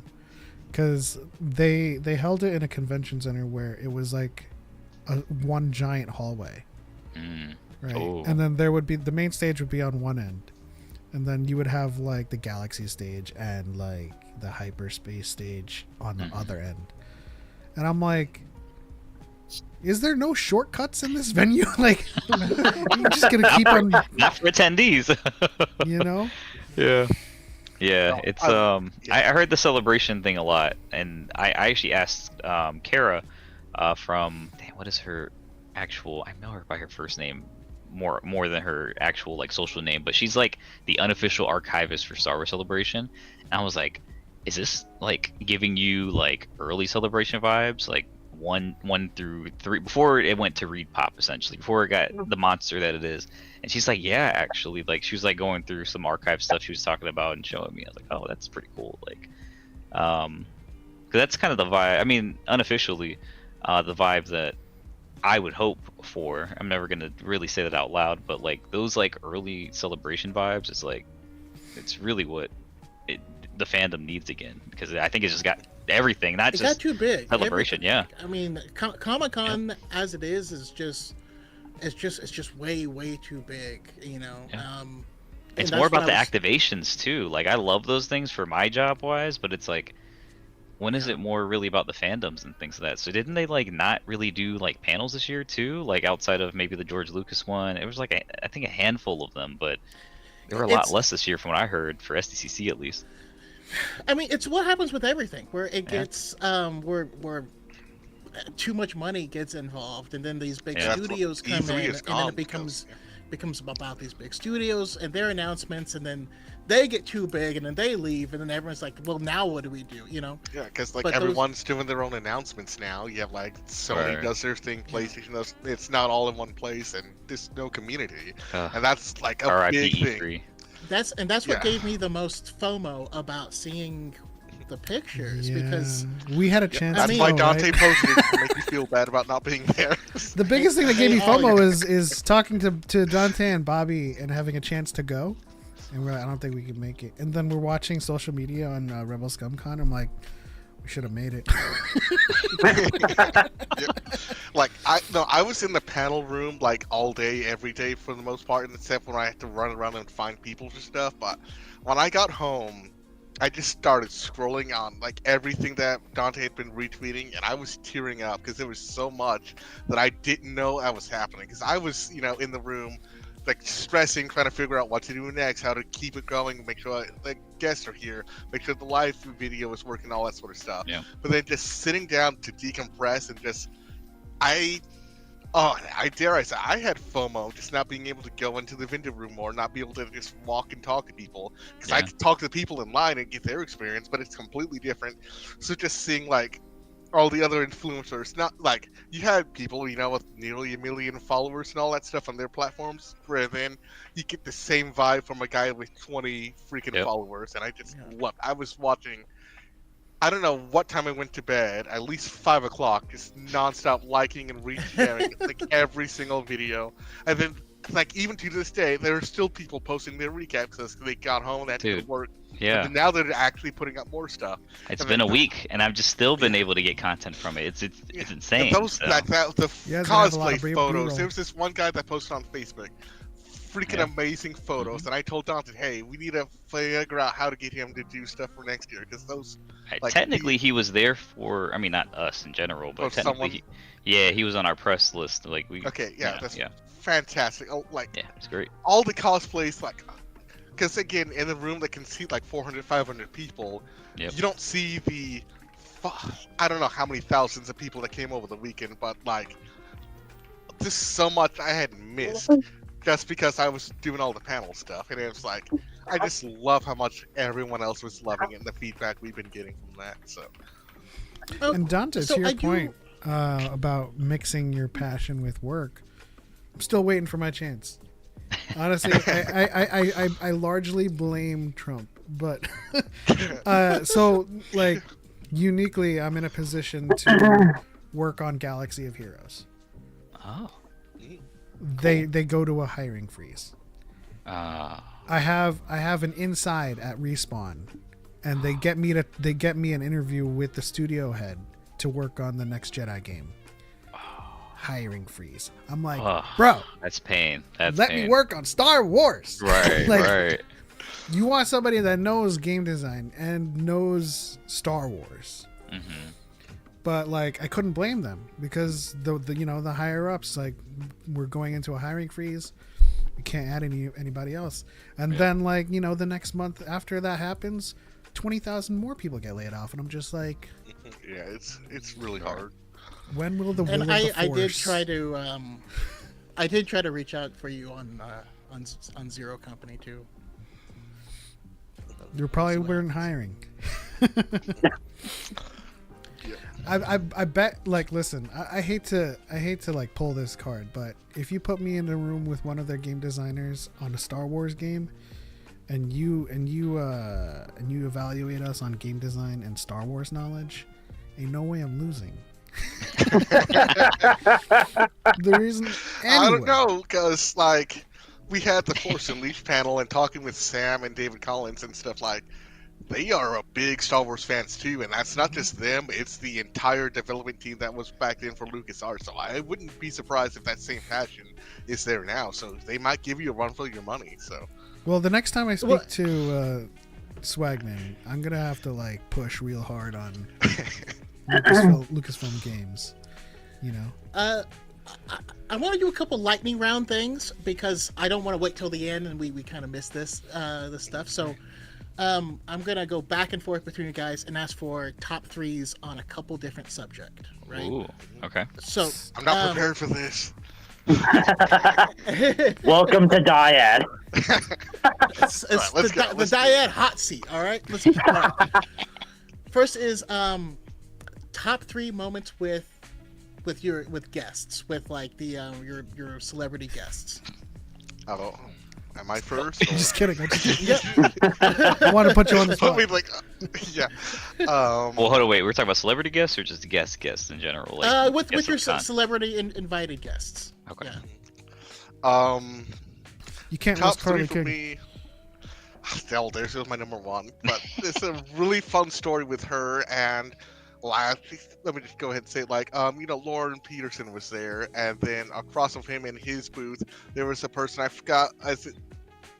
I don't know, remember his company, but he had built a sand crawler that was Mhm. screen accurate, and like I was showing her around the building because she got there early and she came over and I was just showing her where stuff was and she saw that. She immediately started gushing and then ran over and started talking to the guy, and then he got to share his experience about how he spent 10 years building that thing and Yep. buying prints and all this stuff and trying to figure out, okay, yeah, the screen side was here, so then on the other side I had to, and then he was talking about like from like 77, like every time a sandcrawler was shown, he would just go into how he meticulously crafted that to be screen accurate and match it. And then he was like, oh, and then on the inside, we actually know how it looks like because of in The Mandalorian in episode 2, the Jawas are there, so he was able to look at that, take some screenshots, and then craft and build that and complete all that. So her and him and Star Carly Wars right just there, talking. That was like Thursday on setup day. That was probably like set the tone for the weekend. So that was my first great interaction. Number 2 was when David Collins and Matthew Wood, also on Thursday, just stopped by into the room. At least Matt Wood was Thursday. He just came in and just saw the setup and he was just chatting it up and like, oh, that's I didn't Matt know Wood. that. That's cool.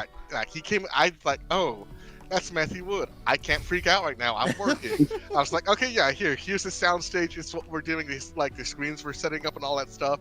And then he left, and then I turned to the other guys like, hey, you know who that guy was, right? They had no clue. But when the panel came along the next day, like the audio guys that we were working with, they had no clue who the guests were. I don't know if they saw the list or not. They just knew they were working a Star Wars convention. So like Matthew, he had repeatedly came by and said, hey, I want to do some voices and stuff. I'm going to bring my stuff. We'll make sure we get that stuff. So the audio guys, they had no clue. And then the panel started. And then they start hearing him talk about, what he does for Lucasfilm. How he's like the sound design, sound editor. He worked with Ben Burt, all that stuff. I look over. They had their phones out recording him because it was that special to them. So that was like another moment. And then you almost forget these people are human, right? Right. Like we went to like D23 and we're like getting the inside spiel on stagecraft, and me and Choco were like, that's Doug Chang over there. he's just chilling. And then like even on Comic-Con, we were walking down a hallway and like Matt Martin is just chilling. He's just walking down. I have that same experience with Sam Witwer. I'm just walking down. It's like he's just sitting in a room. It's like chilling. Oh hey, like oh you know where you're supposed to go? It's like oh no, can you show me? Just take him to go somewhere. It's like oh that's Sam Witwer. My take him legend. to your basement. Like, I told David Collins that I made a website for the Force Unleashed 2, and he was like floored by that. He loved it. But what got me with David Collins, this is my third favorite moment. I told him I'm Nemo. I follow you on Twitter, and he's like, "Oh, you're Nemo of Night." It's like, "Oh, he knows my Twitter handle. Like, he actually knows who I am." Like, oh, all the stuff that I've been retweeting, he knows me now. So this is terrible. He's very attentive. He's very He did the same thing to Will the Force, and he was like, "Oh, I know you," and I was like, "Oh."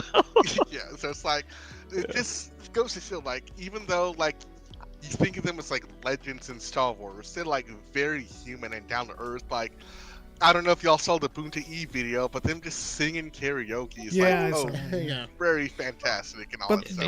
They are our heroes, Yeah. It is funny though, because like I said something similar to Kristen Baver.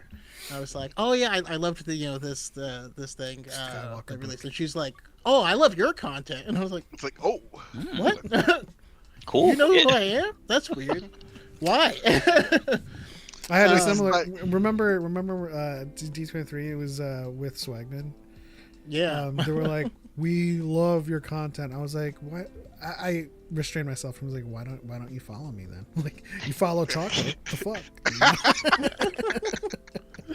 fuck?" Wasn't there a mass unfollowing at some point, or was that like before? I don't know. I mean, I'm still in it. I don't know, but so that's why it's not hired. Got it.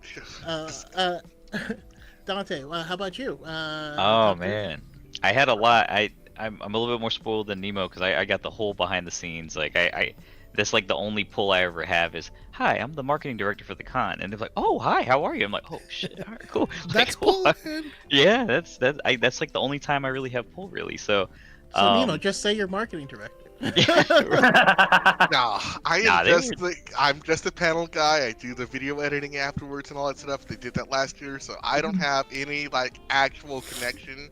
I just like last year because I was just a volunteer, but I hadn't met Dante and the Rebel Scum crew at the Acolyte screening, and they were like, "Oh, we might need some editors. Like, sign me up."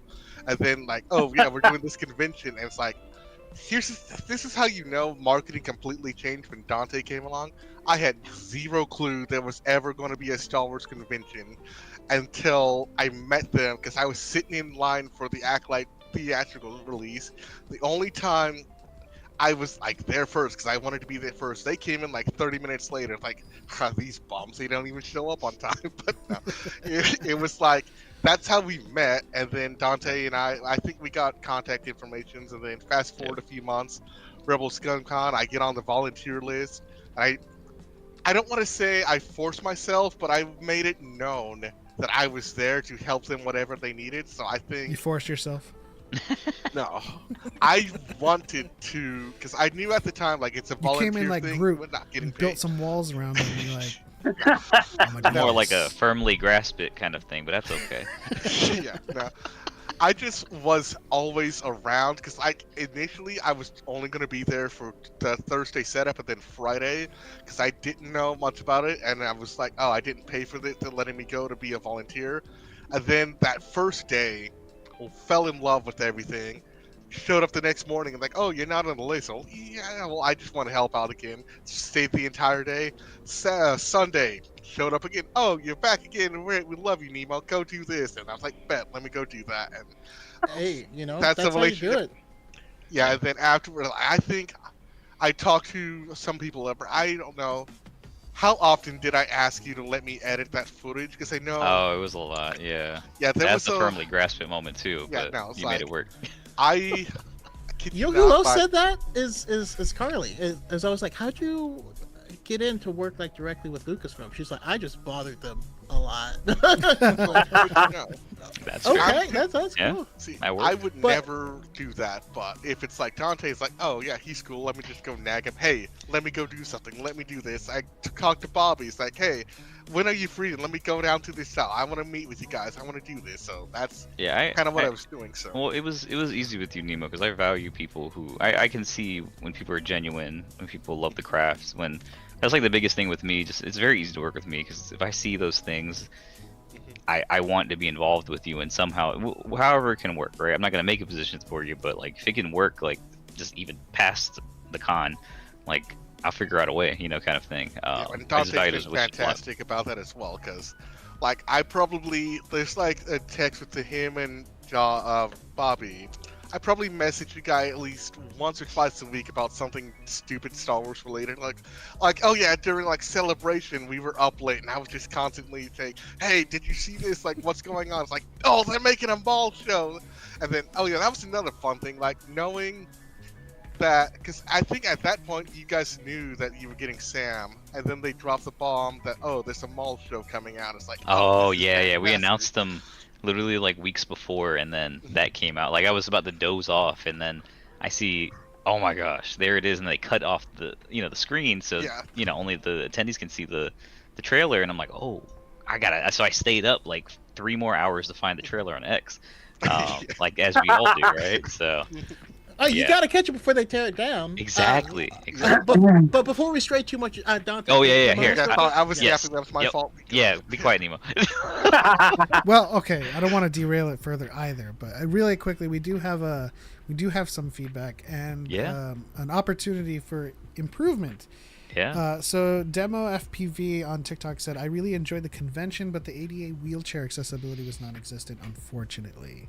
Yeah, that's I did see that email and I actually quickly screenshotted it. That'll be something that unfortunately I'm not any part of logistics, but I do know would speak a little probably too much to the person who is, and that's something that we want to make sure we're a little bit better on. So, yeah, noted Right on. for sure. Definitely noted. That's awesome that you're taking that seriously. Yeah. Oh, I know there's been a lot of controversies of late with other cons. I think it's Gen Con of late that's been very, very negative towards like their vendors and a few of their guests and a few things like that. So getting attended on that, seeing that, addressing that, that's awesome that you're able to just go straight into that. Yeah, that's one thing I do You're respect like Ramps. about We don't do Bobby. that kind of Yeah. DEI. You know, like, Yeah, no. come But on, man. something I really appreciate about Bobby, Kentucky, and Josh is that Taco. last year's panel, they had a panel where they opened the floor to a lot of questions. They want people to give their feedback. They did the same thing this year. Mhm. Every criticism, no matter how angry or upset, they listen to people. And I directly see something they mentioned last year fixed for this year, and I'm sure Mhm. whatever issues you have this past year will be fixed for next year because they take that very, very seriously. Yeah, Alright. I mean, it's just one of those things where, the con is ran by people who actually like going to cons and have gone to cons for, if you put all of ours together, it's for at least 3 decades, between the three of us. So it's really just, what would we do, what would we want, what would we like in return? So that's what it ends up coming down to. So it's very easy for us. I mean, we don't have stakeholders. It's really just that, I mean, the day-to-day stuff is a ton of people, but like the behind-the-scenes stuff is we're literally like 4 people, and that's it. So, we could be a little flexible, which is great. So, yeah. But not to stray too far. But thank you for that. Thank you for bringing that up. Yeah, that has been screenshotted already, and definitely will be in the book because that's one of the things Nemo said. We even did it this year. We're always looking for feedback, kind of thing, and that's one I haven't heard before. So I always bring it back when I can. So Yeah, because I think, in the panel room especially, there's at least 4 or 5 people that had ADA and different things that I wish that we had space for, but again, that was out of my hands. I don't even think that was something that other people could do at the time, but we always try to make it available. So I would say, hey, come over here. We'll move some chairs if we have to. We want to make sure everyone can actually get into the panel room and do something that they could do. So yeah, that is something that I think mentioned as well to Josh. But hey, these people here, they having some issues, and then that's something that has been will be addressed for next year. yeah, Yeah. we're pretty easy to work with. So Demo says that they go every year, so if that's fixed, it'll be much better. perfect. Yeah, for sure. We'll make it happen. So, but Nemo, be quiet. All right, go ahead. We're actually going to speed round this now. 3 things I enjoyed, guest wise. Celeb. I'm gonna bucket influencers in there too because we had some pretty big influencers to come out. I think number one thing this is like a self glaze. Well, it's not even a glaze because they just told me out of nowhere. But like I told them, oh yeah, I'm the marketing director, and they're like, you're the guy. But I had like multiple like actors just say, wow, you did such a great job, and I was like, oh crap, that's so weird. You're literally Omega, or you're literally the Armorer, or it's just weird to see. I mean, because you talk to Michelle Ang and she is Omega. There's no like, let me change my voice real quick, like how Noshir Dalal does, right? That guy, man, what a chameleon, right? So just hearing that, and then even a lot of the influence, like Carly told me that, and there's a few others just out there, and I was like, whoa, this is like, it's just weird to hear from other people, and it's obviously an appreciation because people know about it and they want to come to it now, because the big thing with marketing is you don't know, you can't want something you don't know about, right? That's like the biggest problem of if you're marketing enough, kind of thing. So I think that was like a big thing for me. One thing personally for me, I would say David W. Collins, like right after their panel, and Sam was just tired the whole time. He got in Friday and he was like, hey, I want to sign, it's cool, like, but I knew he was tired. I was like, I want to ask for a picture with him, but I also don't want, maybe the mood he's in to come out, and then I'm like, I don't know about Sam Woodward anymore. But I know I wouldn't be like that anyways. But right after their panel, that was what, Saturday, right? Or no, that was Sunday. That was Sunday more in the afternoon. So they've seen my faces. So I literally, like, right after the panel, as I was walking them back, I was like, "Can I get a selfie with y'all?" And I got that, and I was like, "Cool." With those two together, my childhood, right? That was number 2. I don't know, number 3. I think I'll go back to the kind of the influencers itself. I mean, they were all great. I mean, to Nemo's point, there were some very big content creators at ours, and they were all. I didn't expect anyone to kind of be like stuck up or anything like that, but none of them were. All of them were just Star Wars fans. Hey, I like Star Wars, and that's what we're trying to cultivate, and it seems like we did this weekend. just a bunch of Star Wars fans hanging out without any of the hate. And there's actually Retney's Holocron. He came and he put Yeah, I love Brittany. the comment that he said, he like posted his video or whatever, and someone said, well, was it full of all these crybabies? And his response back was peak. He was like, no, Twitter's not real. So I was like, oh, perfect. That's literally, yeah, you're right. Because I was scared of that the whole, like, not the whole time. I mean, I knew like how Celebration is, but yeah, no, that was great. It was funny to see, and then it was like, you're right. You know, they won't pay for that. That's what you'll That's the other thing. Wow. Not only will they not pay for it, but again, these are the most insecure and fragile humans. Like, so even in person, they're not going to do anything. There was, you know, at one of the celebrations we went to, there was a guy with a "Last Jedi Sucks" T-shirt. Oh, he was brother. like sheepishly like put his sweater on and Right. like, zipped it up. Right. Like, yeah. It's like I thought he probably thought people would agree with him, and everyone was like, "No, we're here to have enjoyment," you know. Right. Yeah. Okay, so that's awesome. Also with That's the a 3. self-glaze, I told you I was gonna keep it quick. also with the self-glaze, get yours, man, because the Filipinos, did good we work. get ours. You know what I mean? Yeah. I know. I just, you know, it's always weird when you hear it, but you know, I appreciate hearing it. You know, it doesn't fuel me anymore, but just like seeing the outcome is what really gets me. Is like a lot of people had a ton of fun. The fandom, like this is literally like everyone involved in it, kind of in the back end, and even like day of, like it was literally our love letter to the community of the Star Wars community itself. So it's like, hey, this is how much we love it. We want to put something like this on, regardless if there's something that's significantly bigger than this. I feel like there is room for both of them. So, yeah, you know. Okay, well, so let's actually, instead of top 3, we'll just do one specific moment, because I do have a couple more. So that was your celebrity guess. How about panels? Top panel. Top panel. It's a little tricky for me because Bobby, one of the partners, he's been a good friend of mine for a while, but I've also seen him do many panels before. So I'd have to say the Force Unleashed reunion. That was now buddy. We really weren't buddies. It was just kind of like, hey, you know, you do good work, and I think we could work together. And it blossomed into something pretty cool. But with Will of the Force, he was the one that hosted that panel, and he did an amazing job. He's a cool guy. That headshot. Yeah. Oh, yeah. If you guys haven't seen, I mean, that one's making its way around the interwebs of Sam. Because it's funny, we were talking about it, I was like, dude, look at these headshots. It'd be so funny if we did like social content of like, hey, can you sign this? And it's like an very old picture. Oh, that trend. Yes. So we were gonna do that, but he was like, oh crap, I'm doing that panel. Let me just do this instead, since apparently that David W. Collins put out, it hasn't been seen. So we're trying to figure out, hey, is this the one specifically like that you saw that you threw in there? And it ended up working out perfectly for the panel. But I would say that one was, I mean, and plus, you know, I'm a 90s kid, so grew up with Force Unleashed, so you know, it was always cool. Yeah, to see I've those seen two that together, panel but, clip like 100 times. Now. It's me every single. It's just so perfectly done. So I just love Will so much. He's such a nice dude, and like he'll post.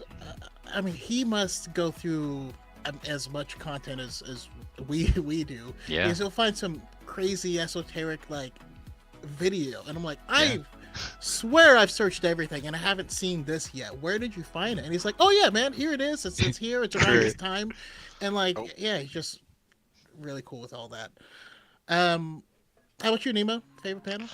honestly, it's probably that one or Pick a probably the different soundtrack. So soundtrack Yeah. show with David W. Collins, because I think I told Bobby this, but when Sam was announced, I immediately told him, "You guys have to get David Collins." And I think I asked him like 4 or 5 times, and him like showing up, because I love Sam, I love David Collins. Fantastic. Yeah. Did we get an Yeah, Irish it's funny. goodbye? There's a funny story about that. Sam actually convinced him to come in to the con. He hasn't done one as like an actual guest.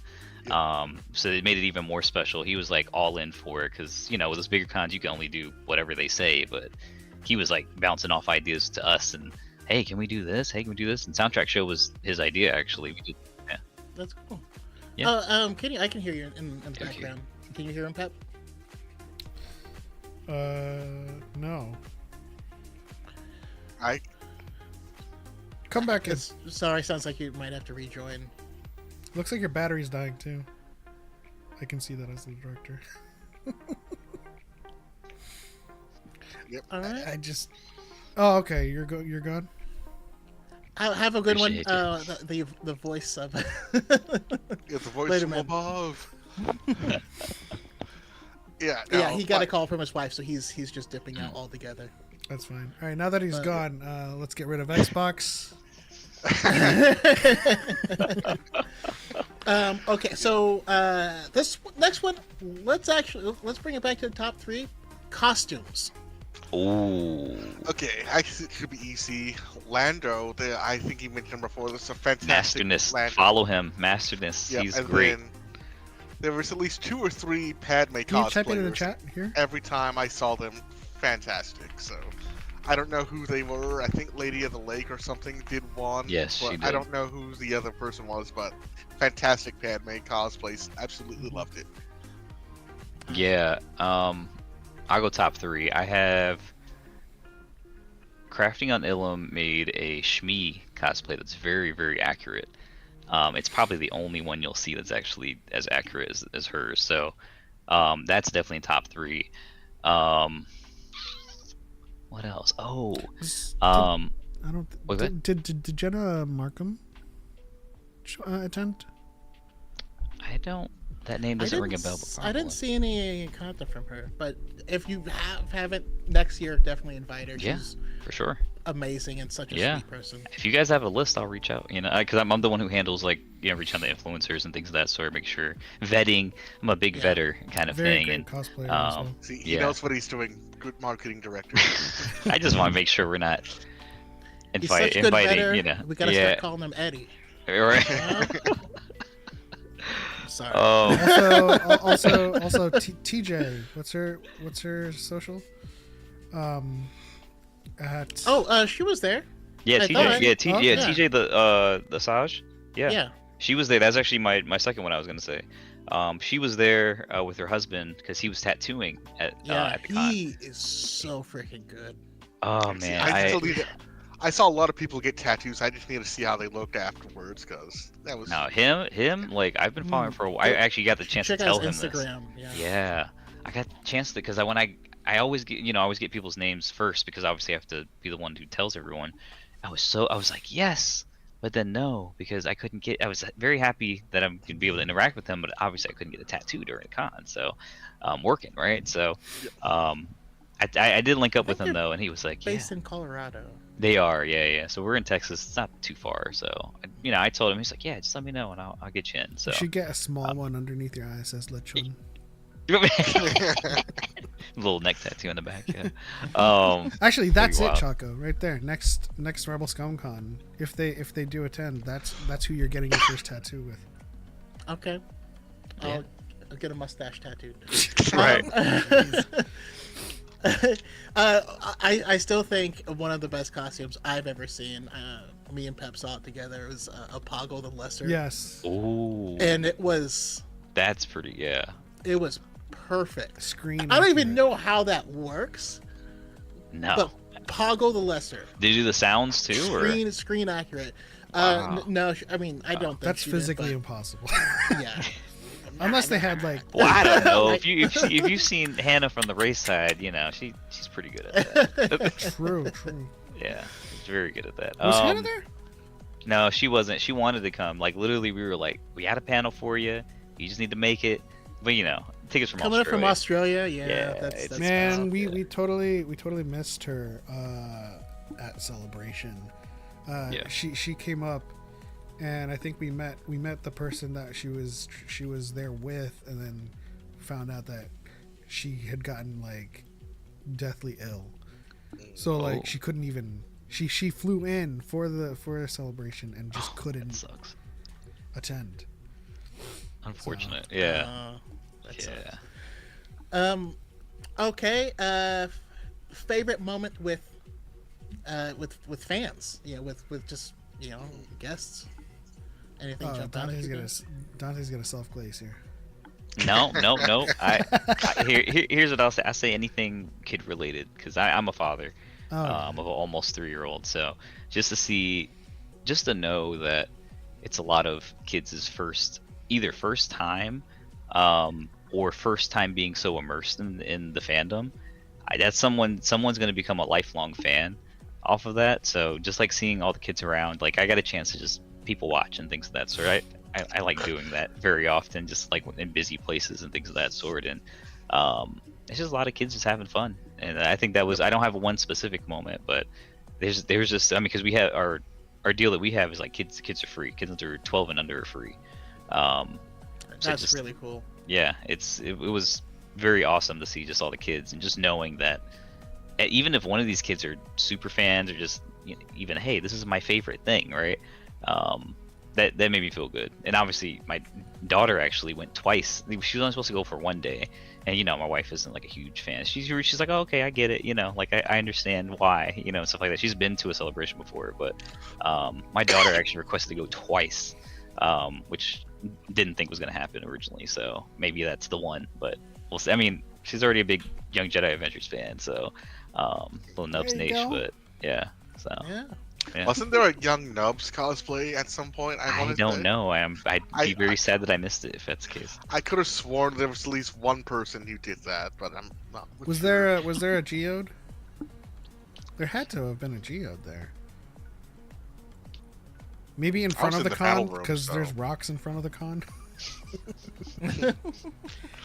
Yeah, I'm not sure about that, but Marianne says, I want to be there when Choco gets a tattoo.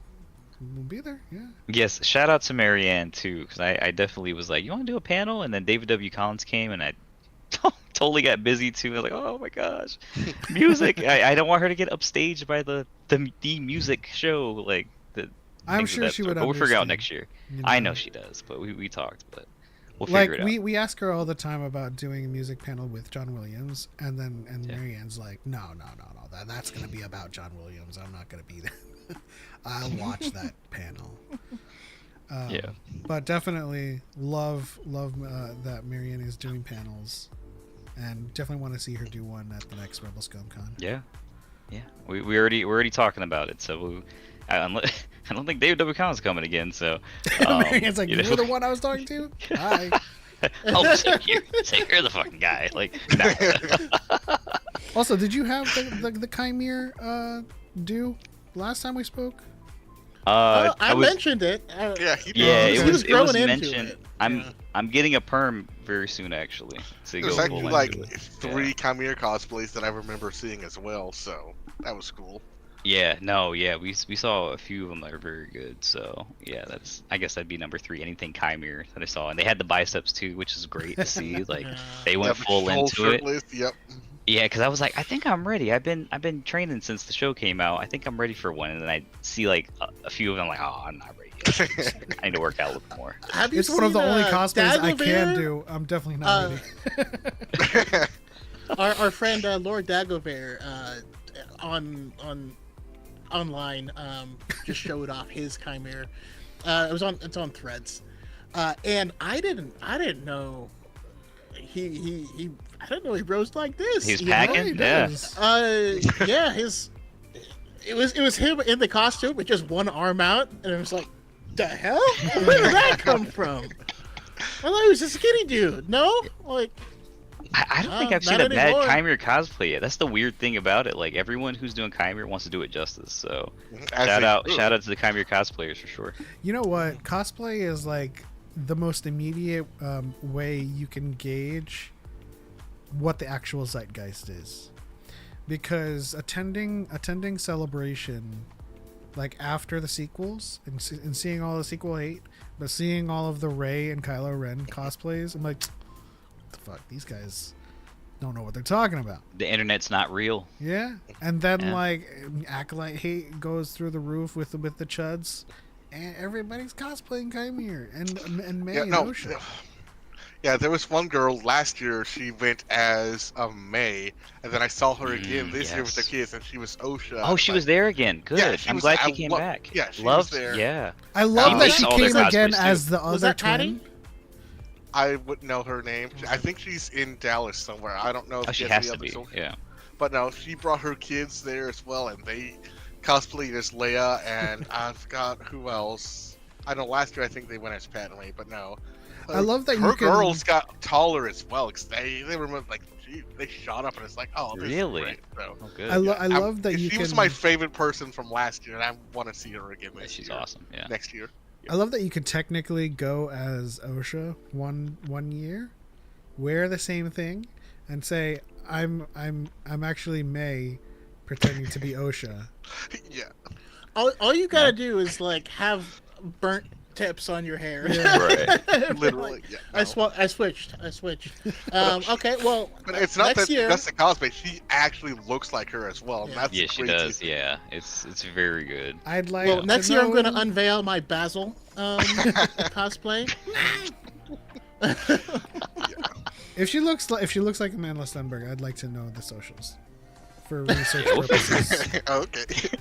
I mean, she's probably By the married way- and got 2 kids, so I'm just That means she puts out. Never mind. I'm sorry. I'm so sorry. I mean, technically, kind of has to. Shout out to Amanda Stenberg cosplaying as Padme because that was Yeah. fantastic. Oh when that yes, happened. iconic. Yeah. yeah. I was actually telling my buddy about that the other day, and he was like, "Oh, I didn't know she cosplayed like that." Just like, yeah, she does. So. So in the spirit of what we learned from the question that I got to ask via proxy of Katie Sackhoff, what's one thing that you guys learned from any of these panels that you didn't know beforehand, or if they revealed anything about anything upcoming that stood out to you? Here, Um, I'll do one. yeah, go ahead. Sam, I think, left a little nugget. I don't know. I haven't heard of like anyone specifically talk about the art style for Maul Shadow Lord, but he said something to the effect of like, this is like how he's feeling, and it's gonna reflect in the art essentially. Like the rage, the everything, right?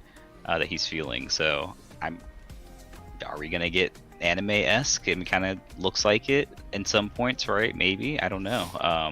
But he dropped it, and I was like, hold on, wait, that's a clip later. We're clipping that. Another thing he said was the sound design, because W.W. Collins is doing that. Yep. And he said, like, some of this stuff, that deep cuts that David is putting into the mix, and you just have to pay attention how he's, like, I think they said it's the same budget as the Clone Wars, but they're completely redoing stuff, they're doing stuff differently and more exciting, because you could tell just by listening, it is a very big passion project for them, because, you know, bringing back Maul the first time is big for the Clone Wars, bringing him back again for Rebels is even Rebels, bigger, but giving him his own show, specifically because they want to tell these stories, that to me is going to be very, very special. I hope So, they do Choco's favorite style, and it's Resistance. hey, we Yeah, had some of the I actually Resistance didn't people mind it. there. Yeah.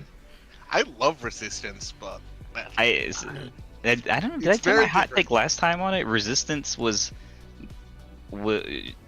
Resistance walked, so Andor could run, essentially, because it was the first show about not really Jedi, just like the people of Star Wars in general, and I enjoyed it. I was like, oh, this is actually cool. There's a good little change of like, what do people do when they're not Jedi, right, or affiliated with Jedi or whatever. So like I Hype Phase literally On is- watched.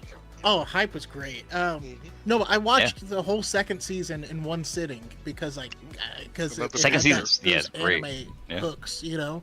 Yeah. Like I had a slow start, but like man, it's criminally underrated as a well, show. Hear me you out. know, they have And I to need lie the to Aces Disney, come you know. back.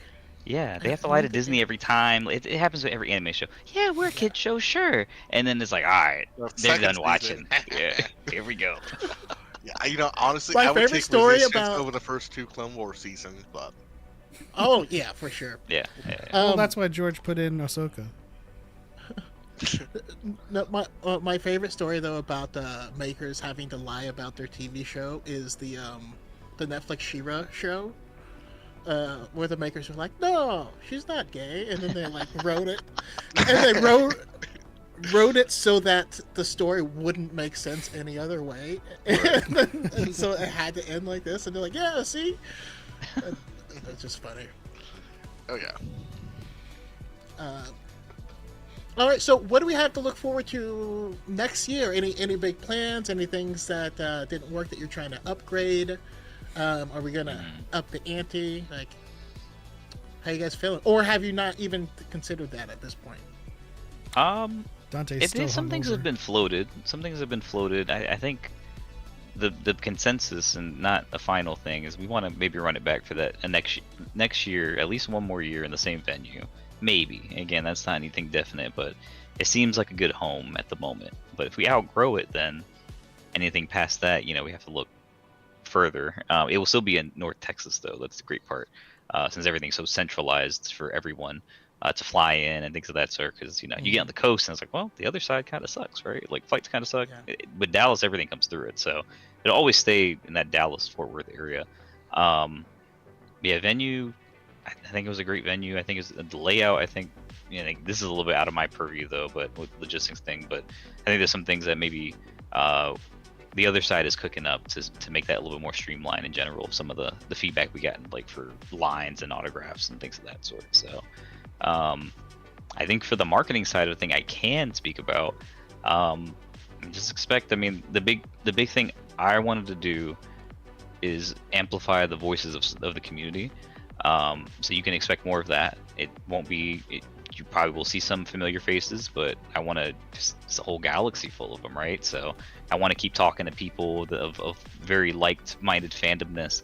I guess all the shills out there, right? I want to keep. It may be too early, but I would like to commit Choco and I and the Dyad Force to your service. Yeah, we could definitely figure that out. Oh, yeah. We can definitely. I mean, my next question was gonna be, are you guys hired? Well, it's funny. Like literally when I say passion project, I don't even really get paid for my part. Yeah. So it's very grassroots, very small at the moment. But for anyone who's willing to spend the time, and I mean it's more of a content trade. It's like, man, look at all this content I have, kind of thing, right? Like it's very beneficial very to Jedi everyone. of you. Very beneficial for everyone involved, kind of thing. So Yeah. but Huge that's the one thing. fulfillment walks away with beggar with a beggar robe. Like, my Jedi. It's my Jedi robes. DePaul asks, how long has the con been running? This is the second year, only the second year, and Crazy. yeah, it's great. I mean, like and I think Nemo could probably attest to this too. It's just I have like the certain with what I've been doing for so long, I just have the certain standard of excellence per se, and I know how to get there. That's the good thing, at least for the marketing side. Everything else, I don't do. Like logistics, awesome. I do not dream of doing it, honestly. I just need you to tell me what's coming and what people need to know, and I will make it look very pretty, for the eyes, very legit, very professional. Things of that. Something like we've been doing it for a decade, right? That's another thing you can expect, and even if I know I can up it more, but within the means I have and within the small hours that I have between 12 to 3 a.m. usually is when I do the con stuff.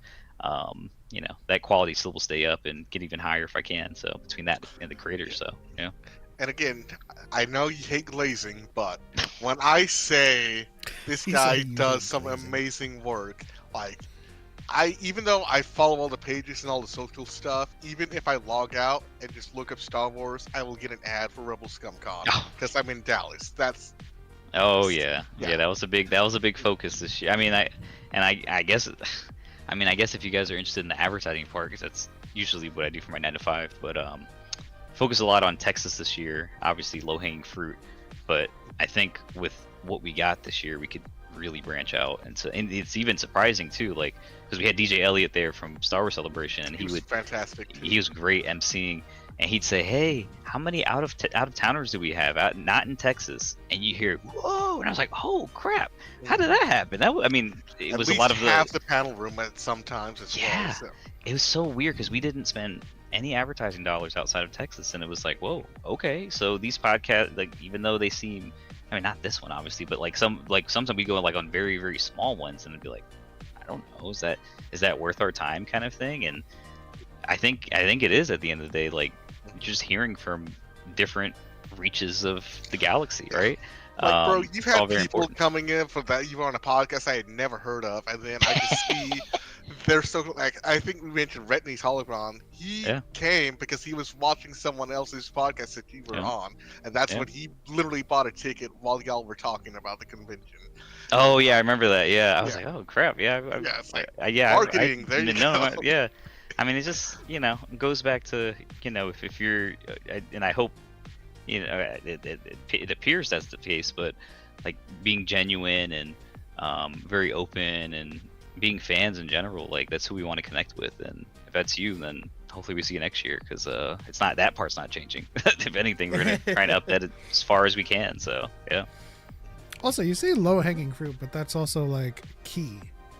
Yeah. Like even Yeah. in Oh the yeah, you have restaurant to. business, Yeah. Correct. Yeah. Even in the restaurant business, I agree. You're depending on the locals first. Yeah, you have to get the easy money. I mean, when I say easy, it's you're literally within driving distance of us. Yeah. All right, come in, kind of thing. Obviously, it's gonna be a little bit of a tougher sell for anyone outside of Texas, and unless you're on the border and stuff like that. But travel, all that stuff, there's a lot of factors that go into it. So, but I think it'll be a little bit easier this year. I'd reckon, especially with a lot of what I've been seeing. I'd be social media and stuff like that. surprised. I'd be surprised if San Diego Comic-Con's attendance wasn't majority Californians. Like I would be. Yeah, that's true. It is a big really state. Yeah, surprised. that's fair. Yeah. But yeah, I mean, I also will say that just because certain things, the idea of going to Texas did make me nervous, but That's fair. I have looked more into things and realized that was actually largely unfounded. It's not the reality of. Correct. Yeah, if things we were in like Texas, so. in some type of farmer land, no midway, like No, all no. day. Like we're not like Courage the Cowardly Dog like out there. Like Frisco is like they literally call it like it's like literally where all the Californians live because California's too Literally. expensive. Like no, literally, insane. California. Yeah, I lived there for quite a bit of time, and then I had to move to the suburbs of the suburb. Essentially, that's how big it's been getting. But it's where all like the celebrities live, the athletes and stuff like that. So I get it when people are like, "Oh no, Texas, yeehaw, guns, no one really Right. cares." But like that Yeah. part of Texas is probably the most safest when you talk about like Nobody cities. showed up Yeah. riding a horse or anything. Yeah, So no, they also nickname it Friendly Of Frisco. course. Friendly Frisco is the nickname for it. So Yeah, I do Yeah. know that most of the metropolitan areas like Houston, San Antonio, and Austin and Dallas, they're all pretty progressive like parts of yeah. of Oh Texas. yeah, very yeah. That's the only thing holding it down, honestly, for Texas, because otherwise it'd be, full in Chaos. general. Yeah, yeah. So Harith says, I have always got the vibe that RSC is what Celebration probably felt like 20 years ago. yeah. Which is, coincidental. Good. We were talking about that earlier in the podcast. So, what are your ambitions for it? Where do you see Rebel Scum Con in 5 years? Oh man, yeah. that's I'm- a fun question. Getting So Lucasfilm to here's my fantasy in all of it, right? Obviously, you want to get big. I don't want it to get too big, though. I mean, I don't have much say in that. In general, they just tell me when it's going to happen. Well, I have a little bit, but it's when it's going to happen, where it's going to happen, things of that sort. Obviously, I'd hope it'd be in a little bit of a bigger convention center, as long as it's filled. All right, that's like the big thing. The thing that hurts a lot of these conventions, they go big too quick, and it looks empty, right? Yeah. Or it is empty, physically empty, like no one's there, kind of thing, right? But I would love to see this thing more than once a year, honestly. Like we need Star Wars more than once Oh, a year. like- I think that's my biggest fantasy in Yeah. that. Like 2 You times are a year, that'd be Filipino. great. Yeah. No, because Right. so I was gonna say that's one of the reasons we held our first DiadCon in a hotel, because you couldn't tell, because everybody's just in a Yeah. hotel room, whatever. It's a hotel Yeah. room. But also one of my ambitions leaving the first DiadCon was maybe we'll have enough funding and get big enough where we can have a Dyad East and a Dyad West. And much like PAX East, PAX West, you can have Rebel Scum Con twice a year in different regions, like to kind of cater to the different markets that are, because like it is. When we decided on Anaheim, we knew that a lot of people on the East Coast would be like a very tough sell because of how far they are from it. And even deciding on the next one, which is what we're trying to kind of gauge interest in, we risk alienating the people that outside of America. Yeah. Where Anaheim was the best travel option for them. So like it's tough for the people in the East Coast if we hold it on the West Coast, but people from Australia and Asia and those countries, it's closer to them. Right. But we hold it on the East Coast, and then West Coast people get is further, and it's closer to people in the UK, and like so it's a balancing act for sure. Well, for not specifically for DiaCam, but like for Star Wars conventions, like literally all Star Wars conventions are like so popular overseas, specifically the UK though. So it's funny, like when I hear people like talking about like Archon and stuff like that.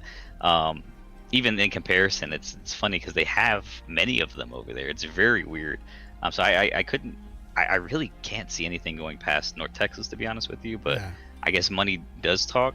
But if anything, if there is like any type of like movement, I'd still like it to be central, maybe Chicago, right? Yeah. I don't think it'll ever get to that. If it does, that'll maybe be a decade. But we all live here, and it goes part of like knowing the land and the lay of the land, and that's why it's so successful too, as opposed to maybe like these fan expos. Or that's not a shot at them. Maybe they're just very big, and it's like, oh, here's a number, right?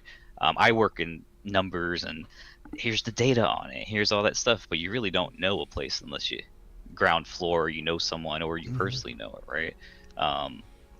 So yeah, that'd be my biggest fear going anywhere else than North Texas. But sometimes you outgrow the space, so you never know.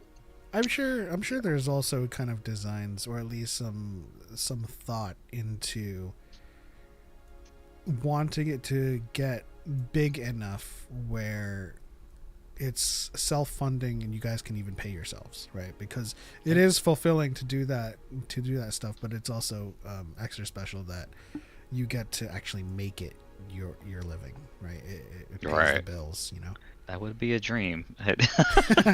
Would love not to work my 9 to 5 anymore and then be up 12 to 3 working on the con, but that comes with time. We'll see. We'll figure it out. Yeah, I think my only one thing I just really want, I know Celebration isn't going to be around next year. I would just love to see everyone that was thinking about trying to get to one of those just come to Rebel Scum Con, because I think we're like the only Star Wars thing in the area. So well, technically we're all Star Wars culture convention. I want to be very clear about that for legal reasons. Legal, it's about the fandom itself, not Star Wars. Yes, true. That is very good to point out. That's my marketing head going on. Yeah. Right No, you're right. But it's like the family feel of it. Because like I just mentioned, I want to see, like I remember like 3 or 4 other people that I didn't mention that I saw last year come to this year, and I want to see those people again next year. Yeah. And then people that were only there this year go to next year. And I just want to keep seeing that family grow. And like, people remembered me, and that's the scary thing, because it's like, oh, you were the guy running the panels last year. I remember you, and they shook my hand and stuff. And then like someone complimented me wearing a cape and stuff, and they were like, oh, I'm gonna have to wear it next year, and they'll like that too. So that's what I love. Even though I just have a small role at the convention itself, it made a difference to people, and I want those people to tell other people, hey, come to this convention. And that natural growth, because marketing is great, love that, but the word of mouth is also is very special. Such a powerful thing, and I that's where a lot of it came from this year. It's a good mix, right? I can't take, that's why I say I can't take credit for all of it. I just have to present it in a way to where people can be like, see this thing? It looks good, you know, and then they can do their job from there, right? So Yeah, I think that's a great case, especially when you see people commenting like, "Oh, I was there last year, looking forward to coming back," and it's like, "Oh, we left a good impression," and that's Right. a very good thing. So And that's do you essentially have- how Dyad Con came to be, right? It was because it was for the off year of celebration, and we are gauging people's interests in whether or not they kind of want to do a combo thing of doing a Dyad Con next to Rebel Scum Con, so that you're the just con keep us posted. and Yeah. we're the we're the hangout, basically. Like, not that we wouldn't hang out at the con. I'm saying Of course, yeah. it would No, be it's a double draw. versus. yeah, No, stealing all of our opportunities. It's versus, that'd be wild. We'll crush you. We don't have panels. I was curious about. I mean, you mentioned tattooing, but art in general. Did you guys have any Fantastic favorite artwork. Oh, we had a favorite pieces or artists? yeah, I gotta pull the full because we had a lot. A lot of them, since we were talking about celebration, a lot of them were past celebration attendees or artists, featured artists in general. So let me actually pull up real quick so I can just laundry list them off because there's too many. Yeah, I will say. Did Jason Palmer go? Not this year. No, let me see. Scroll all the way down to the bottom. Regarding some of the artists and the vendors there, at one point I told my camera guys to go take a break, and I just said, go walk around the convention, go buy something. And then he comes back, he's like, oh, you gotta see this thing that I bought. It's like, oh, there you go. That's awesome. Yeah. He Yeah, was here it is. so excited to show me what he bought, and I just loved it. Yeah, Joe Caroni, Spencer Brinkenhoff, or is it Birkenhoff? No, Brinkerhoff, Jason W. Kreisman, Trisha Buchanan Benson, I forgot which one goes first, Brian DeGuire, and Shane Molina. Shane Molina is like a big Unlimited artist, Star Wars Unlimited artist too. So I like a lot of his style, but everyone else had, you know, their own unique styles, and they were all featured at one point in celebrations, at Celebration specifically. So it was pretty cool to get that little piece back too. So yeah, quite a bit, Right on. quite a bit. Huge success. Congratulations on it as well. We're definitely committed to providing services for you guys next year and Yeah. being there as well. Thank you for allowing us on the last time. I know that, you know, it was Bobby and I, and he wishes he could be here. He has a thing he does every Friday at 7, but we appreciate it anytime we can talk with people that love Star Wars the way we do, and it's always a pleasure, even if it's non-con related. So it's always a good thing. Always more the merrier kind of thing, right? Absolutely. Actually, I mean, I actually did have a. I mean, we can always talk about this offline, Yeah, but sure. I kind of have a pitch of like, if we could do a live Dyad episode, and whoever we get as other creators, or maybe some of the actors or whatever can rotate. They can stop by, talk for 3 to 5 minutes, do whatever they need to, and then we can have just a regular show live. But Yeah. you would have our interview content that you Yeah. could now use for advertisements and clips and all this stuff. Yeah. With us interviewing a whole cast of people, plus doing the show live, people can ask questions and hang out. That's largely my pitch for a panel that we could do. But I'd also love to help out with some other behind the scenes things. There's plenty of people I can reach out to and stuff, but we can partner with that offline. We do have Yeah. a priority one main directive panel that we would do, which is balance in the Force. Yeah. Okay. That's just a huge thorn in our sides for the entirety of the Star Wars fandom. Yeah. No, I mean, we love those topics, and Nemo was in the big one with all the celebrities, but we had another panel room in general just talking about all the other stuff of the fandom, right? So that what you guys are bringing up is very, very doable. We actually had the women creators of Star Wars 2, which is very awesome. I love Daughters that of one. That was Mortis, or I believe. yeah. That was awesome to just hear, what they go through and how they navigate it and things of that sort. So all different topics of the fandom. We're all open for it. So And that's another cool thing. Like, even though it was the second room, it was full a lot of the times too. Because Oh, whenever I yeah. would go by there, it was like, there's like again like 3 or 4 panels. People are just standing on the sides because all the seats were taken. So it was Mhm. all it was very fun to see.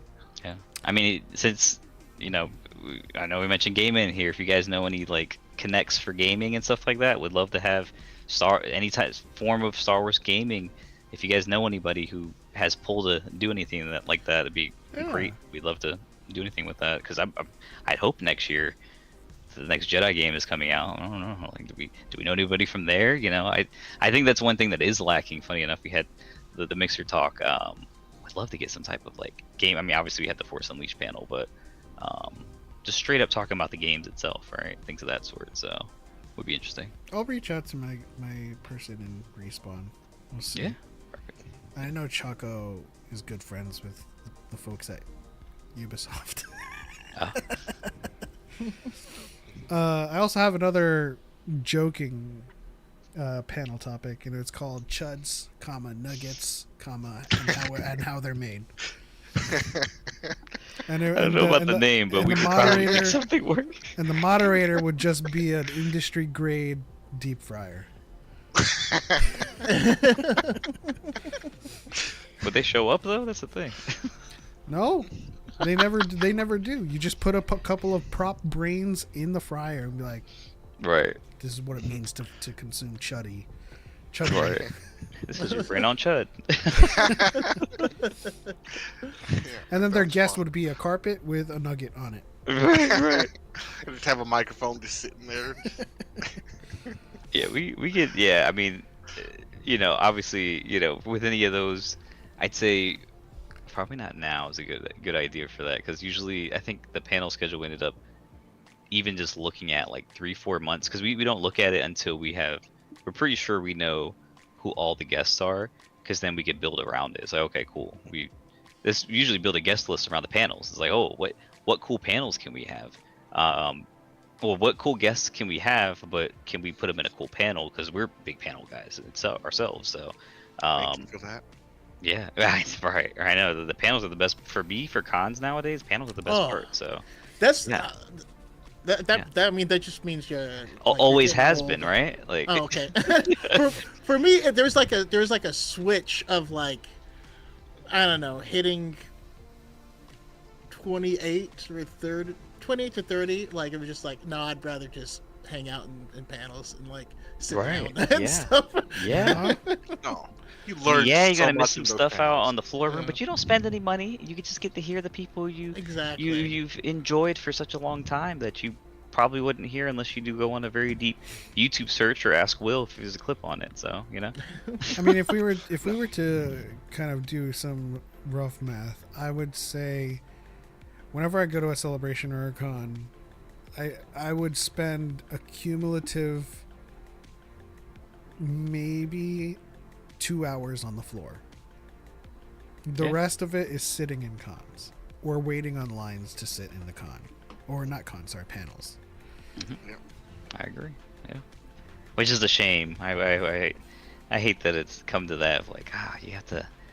Maybe you might get in, maybe you might not. Even like some of the overflow rooms, it's like, I don't know if you're getting in there, kind of thing. So, Yeah. I hope we don't get that big. That's the one thing that, I mean, if we do, that's great money wise, but it's never really. The other owners, the actual owners, I'm not even an owner, can tell you is like it never was even really about the money. They just want to do something cool for the community, something cool that they would love to put on for themselves Yeah. and attend it. Right? That's like one of the big reasons I joined because that's the thought process. Right? It's not a money grab. It's we're just Yeah. fans and what would we enjoy? Cool. Now let's do it. So. Yeah, that's kind of why I gravitated towards the panel room because I would want to go to these panels. I want to see it run well. I want to see people like have fun and engagement, get a lot of their questions answered. So, and I think just like the amount of people that would walk by because we had the doors open for like the starting 15 minutes or so. They would see what's going on. They would walk inside, stand around just listening, and then they would just sit down and be there for the rest of the time. It's like, yes, we got another one. So it was great. Yeah, I mean most of our designs or ambition for any sort of profit is reinvestment. You know, like if Dyad in the Forest gets really big, you know, we talk about it all the time. Is we would open a Dyad studio and do our podcast in person and invite actors and celebrities and guests to come in person rather than, you know, because this started over COVID, so we're pretty much a remote podcast at this point. But you know, we look at all of the other podcasts that are like multi-million-dollar, you know, companies. They're all in like a huge set. They have all the microphones there, and that's essentially where I want to bring things. Not for any kind of material gain or anything like that. I kind of want to make our reach and our influence over media literacy and kind of civil discourse to be a higher priority than chuddery, you know. Critical thinking. Bring critical thinking back, and I think we'll be good. You know. And that's why I congratulate you on your success and hope that you guys have a lot more success. You might not want it to get too big, but I do want you guys to be big because, you know, it's always a good thing for positively aligned ventures to succeed over the real low-hanging fruit, which is just outrage, millions of views, and there's nothing substantive to gain from any of it, you know? Yep. Nemo? Yes. Just stick to Groot. I'm just kidding. I'm just kidding. Hey, hold up. I've been okay on Moon Knight. You know, I try to heal a little bit more, so I still don't have anything better but Groot's. Listen, I'm a Mantis main, though. I mean, Healers stand up. Nice. Misa thinking Weesa being friends. Get that extra wall at heals, man. He goes hard. Now, first time playing it after the convention, I forgot about that new team up, so I didn't use that wall. And my friend was like, "Hey, how do you like the 5 walls now?" I was like, "Oh wait, there is another wall." So I'm like, no, I'm not gonna completely change my, you know, Minecraft strategy or Fortnite strategy and just box people in. So Just crank 90s the whole time, yeah. yeah. All right, so we're just about at the end of the episode. We're in our bonus round now. So if there's anything else you guys want to talk about for the next 5-10 minutes, this is our bonus segment. So we can like return back to the whole like gaming discussion if you all want. But Actually, there it is. I know Nemo was gonna run with that. now I actually He was just talking about wanna, Kaiju number 8 still. now I want to hear Pep's pitch for that Mando show with Bo-Katan and Satine again because Ooh, I was yeah. really fantastic and I like. Have you thought more about it? What you would like to see? Because I'm really intrigued with what you Yeah, set you were up. cooking. Yeah.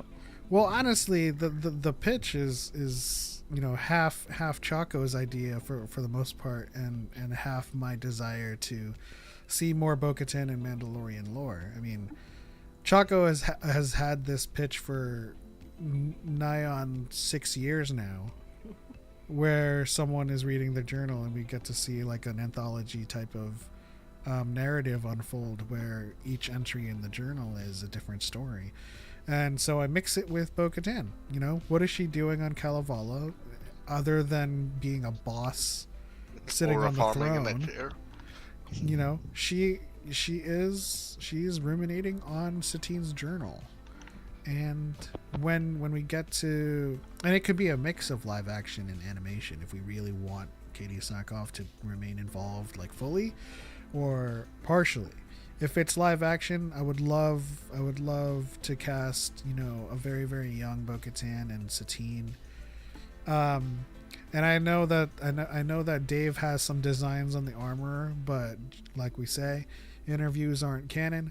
So I would imagine a story where Bo-Katan, Satise, and the Armorer are all kind of in this sort of struggle between the new Mandalorians and Death Watch, and I like Katie Sackhoff's pitch. I like to see the story of them growing up, where their paths and worldviews diverge, and we get to see where we end up in the Clone Wars, how two sisters can have such diametrically opposed views and futures for their people and their culture. And we would see the Armor and where she, like, you know, because she's definitely a lot more extremist than Bo-Katan at that time, right? Bo-Katan's just Death Watch, and like the Armor represents the old ways, right? This is the vehicle to explore Mandalore, because we don't have any. We just have the creed. The only thing I would change, or not change, but add, is I also need a large amount of Ursa Wren also in the mix. Yes, definitely. You know what I mean?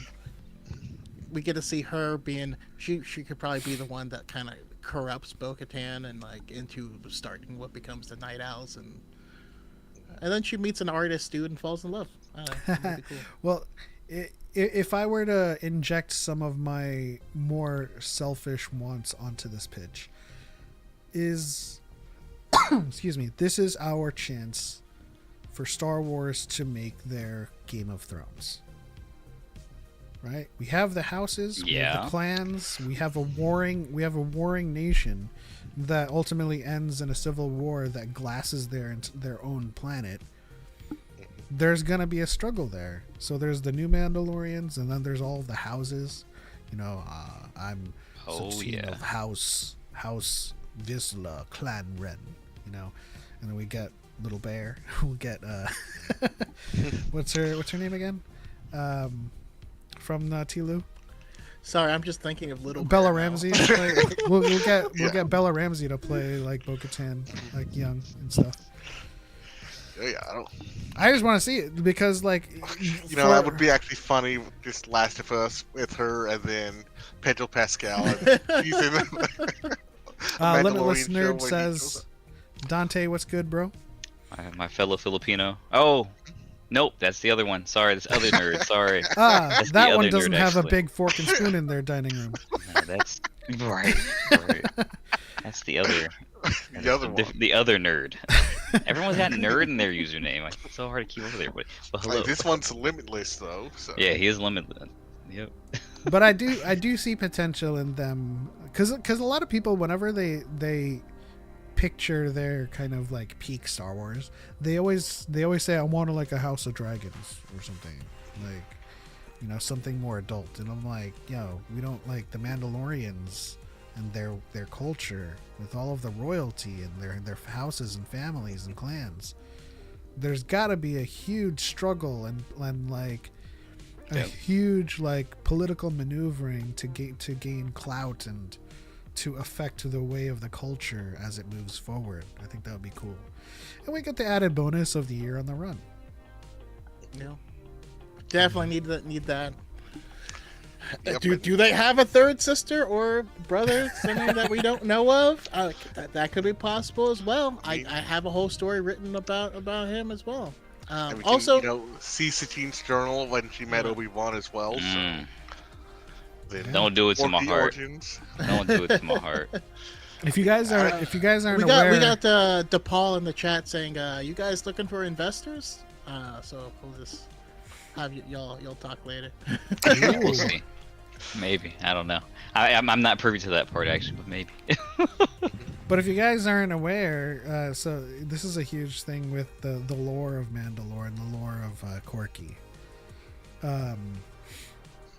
There's a missing sister. Right? Satine is her aunt, and so is Bo-Katan. Or brother. Mhm. Yeah, or a missing sibling somewhere there. Right. They're both aunts. No mother. I tell you what, Andor has opened up the door for more adult Star Wars. So, well, to some people, but to a lot of people, it's a good amount A of the new fandom. genre. So, yeah, Yeah. it's Because if you say House Game of of Dragon but Thrones, Star Wars. Mhm. That'd be great. That We would already be have a lot of like Game of Thrones actors in Star Wars, so just make the full transition and bring them all over. And you know, like what's his face? Matt Smith. He's in Star Wars now, allegedly. So Yeah. Actually, He's you in know House- what? We're in a good position. I mean, adding to that pitch, we can even do the story of how the armorer is their lost sister, is their lost sibling.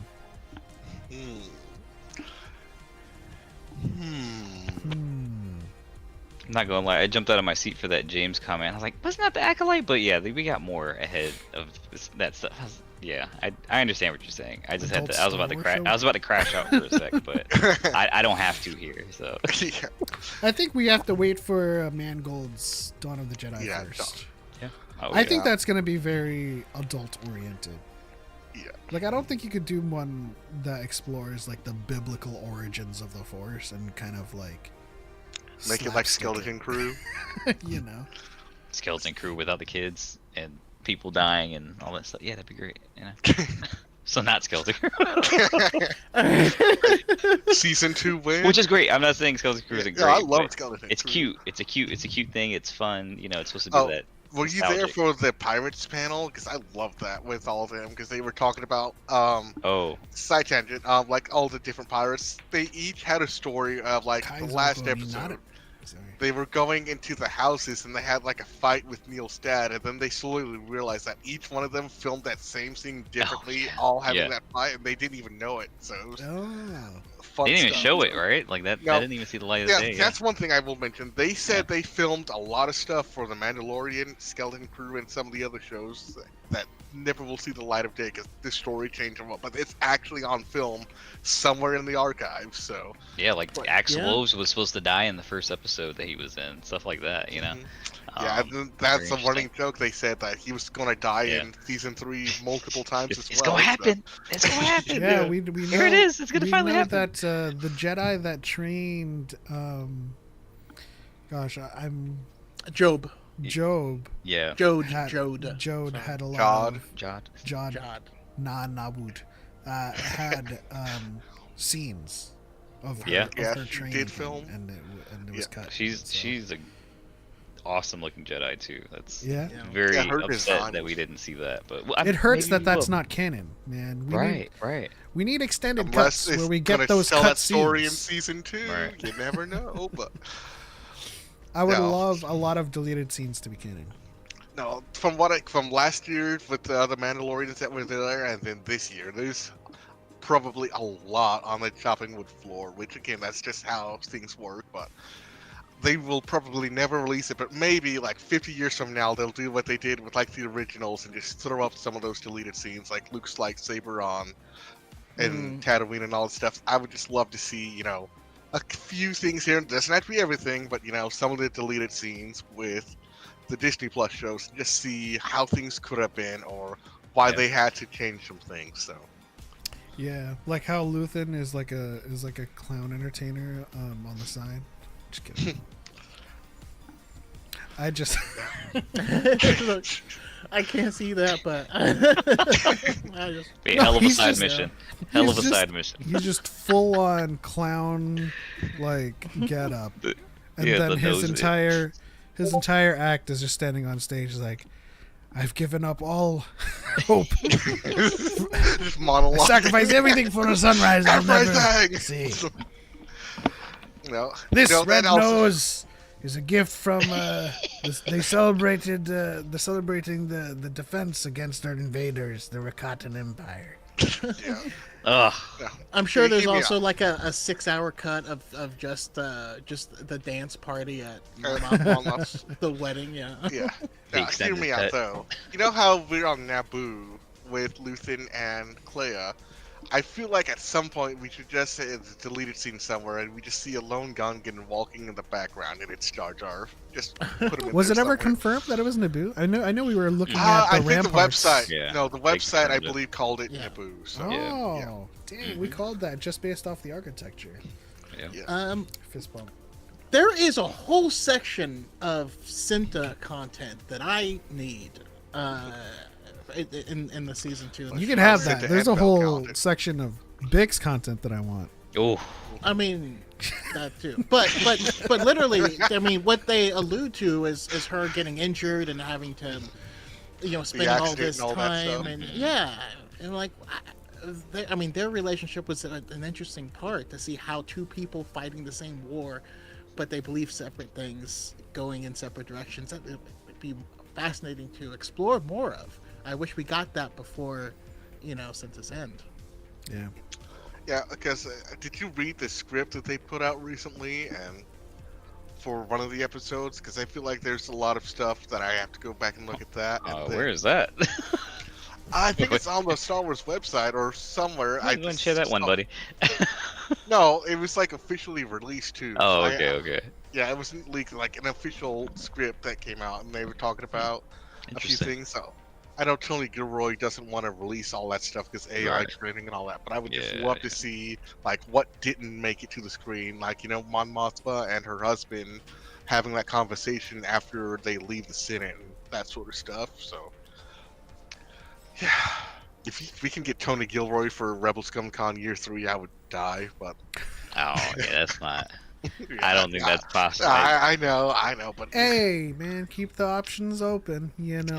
We'll Reach out. always try, but from what I've heard, he's a pretty hard fish to get. So, yeah. understandable. We'll use our clout. Yeah, we'll take it. I mean, Hey, we have some pull with Patricia Jackson and Daniel Jose Older. I was like, I don't think we have the right clout. You know what I mean? Hey, all clout is good clout, as they say. So Will this clout work? No, it won't. your clout does not work on me. Dyad clout yeah. will do fine. Watto was there at Rebel Scum Con too, so that was fun. Oh, that is cool. Marianne said, Dawn of the Jedi is my most anticipated project. I need it. All right, so as we wrap things up, what are your guys' most anticipated projects that was talked about at the con, or just in general that is in the future of Star Wars? Well, obviously Maul, because that's going to be a big one. But I also want to see whatever comes next with Rey, because her movie. yeah. Yes, would love that. Anything sequel content that expands beyond what we know is like I hope it can be fresh, and I know it's probably not going to be received well, but I still want it because just seeing the people at Rebel Scum Con doing like sequel constant cosplay, like acolyte cosplays, like there are Star Wars fans who want this stuff. If we ignore Twitter, honestly, just ignore Twitter, and then everything is like not perfect, but it's Right. enjoyable, and it's like that meme that says, "Oh, you can actually enjoy Star Wars without someone yelling in your ear." It's like that's kind of how I see it. So, and no one's like yelling in your ear, and it's like, "Oh, that would be great to see." And again, like you can love Andor and Skeleton Crew at the same time. It's not one or the other. Yeah. Completely different tones, but you can Yeah. Yeah. Yeah. It's like I always say, I like steak. I like dino nuggets. You know what I mean? Like, But Yeah, it will Dino be Nugget steak. New Jedi Order will be received well. It will be received think well. it'll It'll be be chudded poorly. Yeah. Because it doesn't Especially- matter I what agree. it is. The chuds are going to rip it apart no matter what. It could be a Darth Right. Revan movie that's coming up, and they'd be like, Oh, brother, they cried about freaking Hey, Plagueis. Lego. Oh my Yeah. God, we got him canon. Oh, he's not supposed to be. All right, brother, let's calm down here. You guys got him canon. he What are would we funniest never thing be about like that- this. And like, he didn't even do anything. Right. the funniest thing about that is that our favorite chat, like preempted Acolyte with, as long as they show us Plagueis and the dark side, I'll be happy. And then as soon as Right. they show Plagueis, like, how can they show us Plagueis like that? And just But like not Taco like said, that. he didn't do anything. Right. Like, Like, why there's is so he in many- a cave? It's like, There's so many assumptions on it. It's like, why are we jumping through hoops? We saw him for 5 seconds as a possible follow-up for the next season or future projects. Like, shut up. Like, Yeah. there's no better word for it. Like, just wait. Like, I mean, they cried enough, and maybe we won't see it, but I seriously think there will be something. At least, I would They have love the everyone to be novels, back. so. Well, no, I don't even. No, they better not do it in novels. But I really think with Manny, the way he's pushing it, I think there's going to be something. At least with him, although I would love to see the rest of the cast and For the ones that are sure. still alive. That is, but you know. Oh, I'd need to see May and Osha. And Yeah, I would Vanessa. love to see that. Yeah. Oh yeah. The thing about Manny is that he is a draw now. Like, Oh, he's yeah. even, he's on Oh, he's yeah. on using Freakier his Friday. pool, You know? Yeah. And so like it would behoove Lucasfilm, if any of y'all are watching, hopefully, to bring him back because he's a huge draw now. Yeah. Even Like, all if the it is cosplay alone. even if it is just like a show called The Stranger and it's before Yakuza. Yeah. You know? Yeah, I remember your fan theories about him, so you know. They gave us enough breadcrumbs for it to work, even if it's a limited series of 6 episodes. Like, give us that. That's what the consensus among even those who didn't like it. He was cool, you know. Like Yeah. like you're lying if you don't think at least Chimere was cool. Like, come on, let's Yeah. cut the crap, you know. Like we can all agree on that part. Like, regardless, even though Yeah. we should be agreeing a lot more, but it's all good. He's definitely a Filipino hero. Like Mhm. I'm disappointed. You know, I met him at a con here, and I told him I was disappointed in the Filipino community that they didn't rally the way with like a Manny Pacquiao or Yeah. just any type of hey Filipino. But Filipinos in Star Wars is kind of weird too. At the end of the day, I don't know why it is, but it's just not very well it's received if we through art. compare it to like boxing, it's a little Yeah. bit esoteric. Yeah. But even like with K-pop, with Filipinos in K-pop groups, they're wildly supported. Like Sophia from Cat's Eye just ran away with the votes because Filipinos showed up. Yeah. So I'm a little disappointed in our brothers and sisters not showing up for Manny and the Acolyte there too. Yeah, Manny, he made it. I was like, you don't have to answer that, but I saw his face, like he's like, yeah, maybe, yeah. I kind of am too, but I won't say it. And he did his work too, man. He put in some. No, he he did put all in those some, stunts. He got, He put in he put in some Kali, Kali and a Scum in his choreography. Yep. You know, he's doing the work. Maybe they'll figure it out later, and then it'll get renewed because of the Filipino love. So that's all we can hope for, you know. yeah. Hey, summer's almost over, but it's not too late TV watch. Just get those Disney Plus numbers up, you know. 'Cause I've seen it like 3 times now, so it's Yeah. fantastic. I do need to do a rewatch because I forgot Brendok, the name of the planet, which is why I didn't win the trivia tournament. Had I remembered that, I'm fairly certain I could have gone all the way.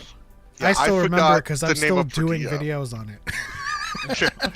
No, because like when you sent like your trivia questions that I unfortunately didn't get to do, like I completely forgot about Perdilla last year, and Rory Ross, one of the Mandalorians, called me out on that. So it's like, dang it! It's like there's so many planets, and you just miss one of the most important thing in your life. It's like, oh well, now everyone knows I don't remember. So Well, I mean, which brings me to this announcement that we are starting the Dyad Trivia League.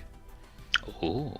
So if either of you want cool. to participate, it's nothing huge. We're doing Real Fans Would Know and Jeopardy games, and it is like ranked games on Rivals. You know, you compete in those Dyad episodes, and you'll accumulate points, and you'll climb the ranks. Marianne, Chase, Luke, and Nick, NDY's guy, competed in our first ever trivia Jeopardy and have ranked first, of course, because they're the only ones that competed. But if you guys want to join in, I believe I am keeping Choco away from the logistics of this so that he can compete.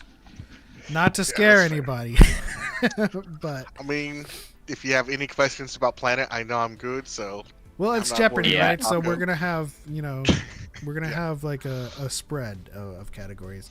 I think our surviving categories will be potent quotables, which is identify the speaker, and then I don't like sand, which is our locations category. You're not gonna pull any like weird production questions, right? Because I know I did one trivia. There We are did- some behind the scenes. Yeah. Like they asked like who was the gaffer in Return of the Jedi. It's like no one's gonna Not know. like Oh, it's general like, they trivia asked that's that. been Sure. known that has Okay, entered that's the fine. zeitgeist, you know. Right. Like, Not I will mean rewatch stuff. all those credits if you need me to name like random freaking CG artist or whatever. Just But this is the current state of the Trivia League. We have the Coaxium division, which is where everyone is starting. ND Wise Guy leads the league because he won our first Jeopardy. We also had a couple of people join through the Discord. And then we have the Nova, Cortosis, Beskar, and Kyber division. Kyber being obviously your platinum or diamond ranking. But yeah, if you guys want to compete, you're more than welcome to. We'll announce our next Jeopardy in a future episode, and we'll put the feelers out.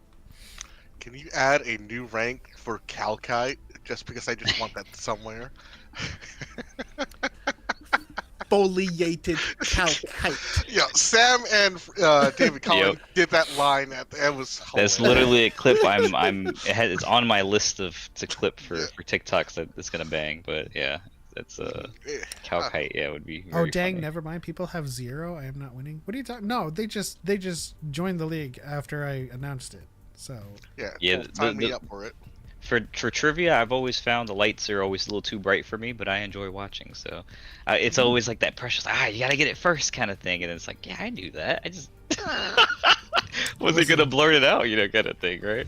the struggle is real though. Yeah. I think this is the thing that actually got me eliminated. Chaga, you remember the question about Paz Vizsla? Or no, it was Bo-Katan.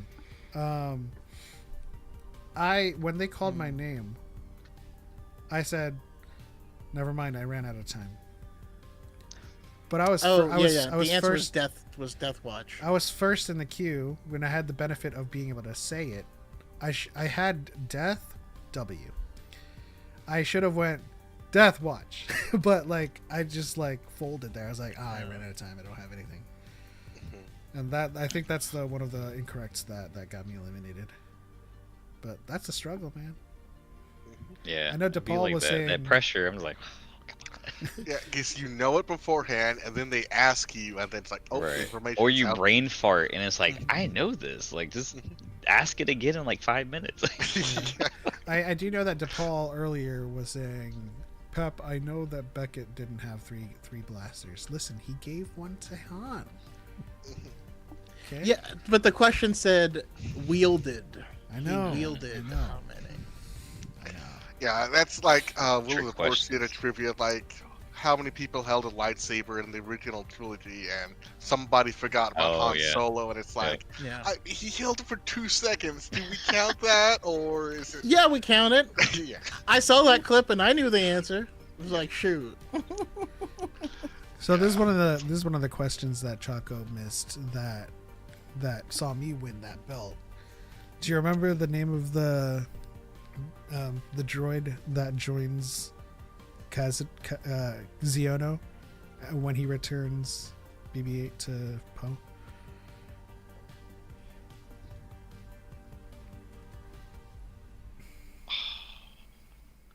Damn, I feel like I know it, but I don't. Do you know it, Choco? I don't remember. It was like CD or something like that. Was it Katie? No. Or was it? No. Like I can. I'm see watching the- Resistance. Y'all made me do it. I'm watching Resistance tonight. If I have to, right? Guilty I can pleasure of see mine. the droid in my head, but the freaking name escapes me, and this is exactly what I was talking about. It was Like- CB-23. Yeah, 'cause it's such a fun name. Yeah. Yeah. Yep. Like CBKD, it's the same thing, you know. Well, here's the thing. So in that trivia Yep. tournament, like you get one re-roll. So I got resistance, which I hadn't seen enough, and so I re-rolled, and I got resistance again. I was like, God damn it. Oh, so now we know everyone has to revolt resistance now. So I mean, it is. If we have admittedly to, one you of our know, like weaker- what a chore. Nah, yeah, give me that. If I I think did about- love that the trivia that we did and did have a decent amount of book questions, Yeah. and I thought that oh, was see, you lost me there. I haven't caught up yet. That's what I'll be doing now that I'm not heads down in the con stuff. I need to catch back up. I have like this whole bookshelf of dusty books. So The comic list is piling up. yeah, I have and like that. all the High Republic omnibuses too. I'm like, Yeah, crack Do them it, things man. open. Come on. yeah, it's perfect time to get. That's when I wanted to binge though. That's definitely when I wanted to binge. I just want the full picture right away, and it's coming to that point. So by the time I finish of what I do have, I think I'll be caught up. Yeah, I see. I haven't finished phase 3, and Mhm. so but it's been long enough that I'm just gonna start phase 3 over again. It's a great thing Sure. about writing Valid. notes about everything. Because even with me, even 'cause- with notes. Oh, good. well, because even with me, I'm in 4 different narratives right now. Because I committed to Heir to the Empire and to go through all of post Return of the Jedi Legends. And I'm also reading the third Thrawn novel. Yeah, lesser evil. Yeah. And then Trials of the Jedi. And so like and then for my Lore About series, I'm rereading Darth Revan. So I have like all of these books with notes that whenever I rejoin, I'm like, all right, this is where I'm at. And you reading all this while watching One Piece? Crazy. No, I dropped them. I dropped everything Okay, for okay. One Piece. Could you imagine? Okay. Yeah, I was about to say like. I told Choco about Heir to the Empire in the Thrawn book before One Piece. I would have been done by now, but I dropped them for One Piece. All right. But Fair sometimes enough. sometimes you have to venture a guess. Because Marianne says in the chat, Nick guessing median system was insane. And so we asked the question, what system was Pisana located in? And Luke guessed Hydian system. And then Nick goes, I don't know, Midian, because there's Hydian and Midian.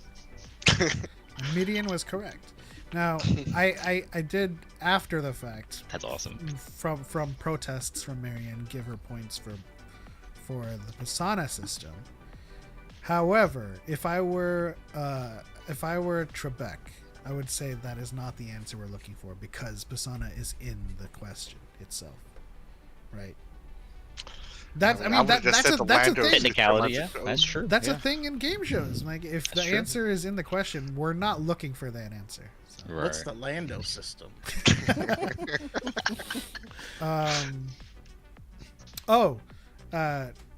Choco, I got an ambush question for you. What is the name of Darth Momin's master? That I don't know. It's been way too long since I've read through Vader 2017. The answer is Lord Shah. And you have to say it like that. Was it Sean? Lord Shah. Oh, okay. Yeah. But you have to say I didn't realize Lord that. I didn't realize Shah. that was them. Well, you got to let them know that there's 2 A's in it. You know. That's why, like, we gotta hate on the Lukes. I'm just in a singing mood because of K-pop Demon Hunter still. Oh, good stuff. Good stuff. Need a sequel. You seen it, Dante? What was that? K-pop Demon Hunters, you seen it? No, I Come know on, about it. man. I Get your know daughter about to watch it. She'll. I love know it. about it. You Your gotta- wife might Yes. like it too. So. I don't know about that. We'll see. She's It's barely very in the. catchy. Yeah. Don't even think about the K-pop element. It's just a cute anime. I just have to know about it because I have a niece that is having a birthday party, so I know enough about it to know what that is. So every time I hear it, I'm like, Hey, you got I the know hair. it. Show up as a Saja boy, and you'll be the cool one in the family. Be the talk of The the party. cool uncle, you know. Figure that out. We'll figure out logistics on that.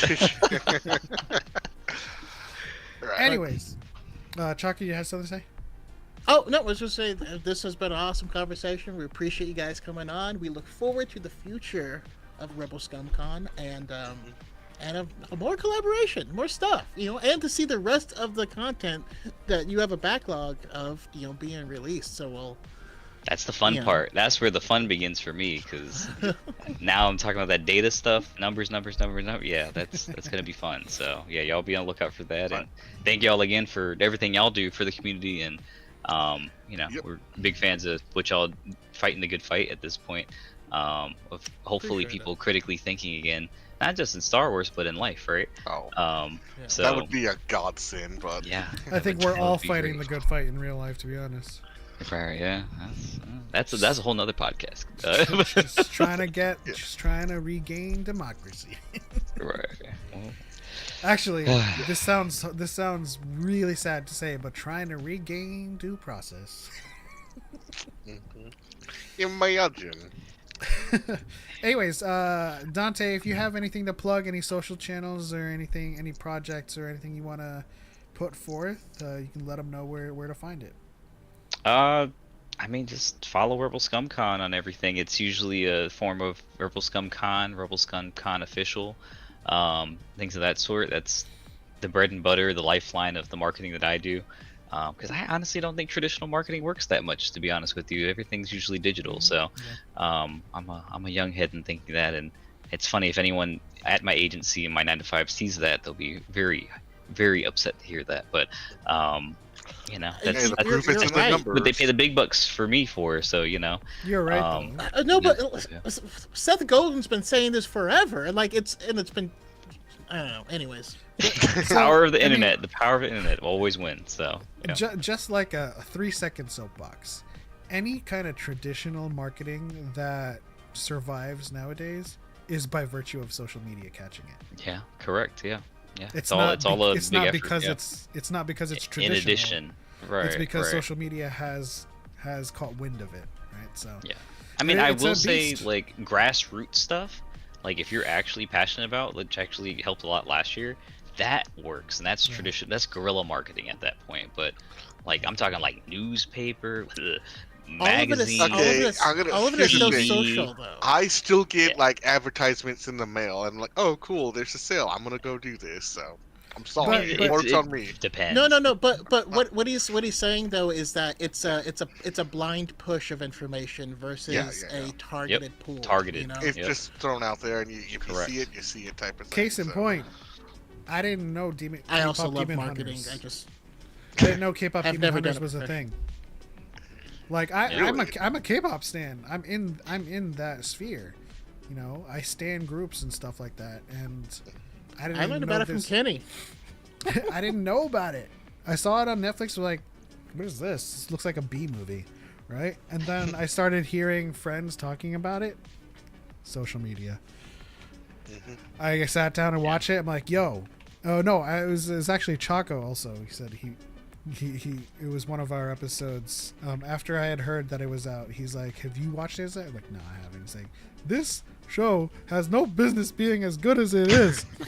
I was like, okay, I'll watch it then. And right, especially with the name. That's what's getting me right now. I was like, do I really want to watch this? But that's why I keep hearing people like, I have no interest in seeing that. And I'm like, that's the point. You don't know that you already love it because you have no interest in it. You just have to get over that. You just gotta. Sometimes you gotta test the water with both feet, my friend. See, my only gripe about that is that my favorite band is called Demon Hunter, and I can't ever look up something without everything being about K-pop Demon Hunters, and it's like, oh, that's not a bad thing. They have a new album coming out this next month. I cannot actually search that up because everything is just K-pop Demon Hunters. Like, okay, great. Well, see if I can find their official page, get any news about it. So, try being a fan of baby metal. Understandable. Yeah. All right, Nemo, where can they find your F tier group gameplay? He is A tier. Thank you very much. Don't follow me. Follow Rebel ScumCon. You will see me in the comments. Again, don't follow me because my hot takes are trash. Don't follow me because like the amount of people that like know me on social media is scary. So don't follow me.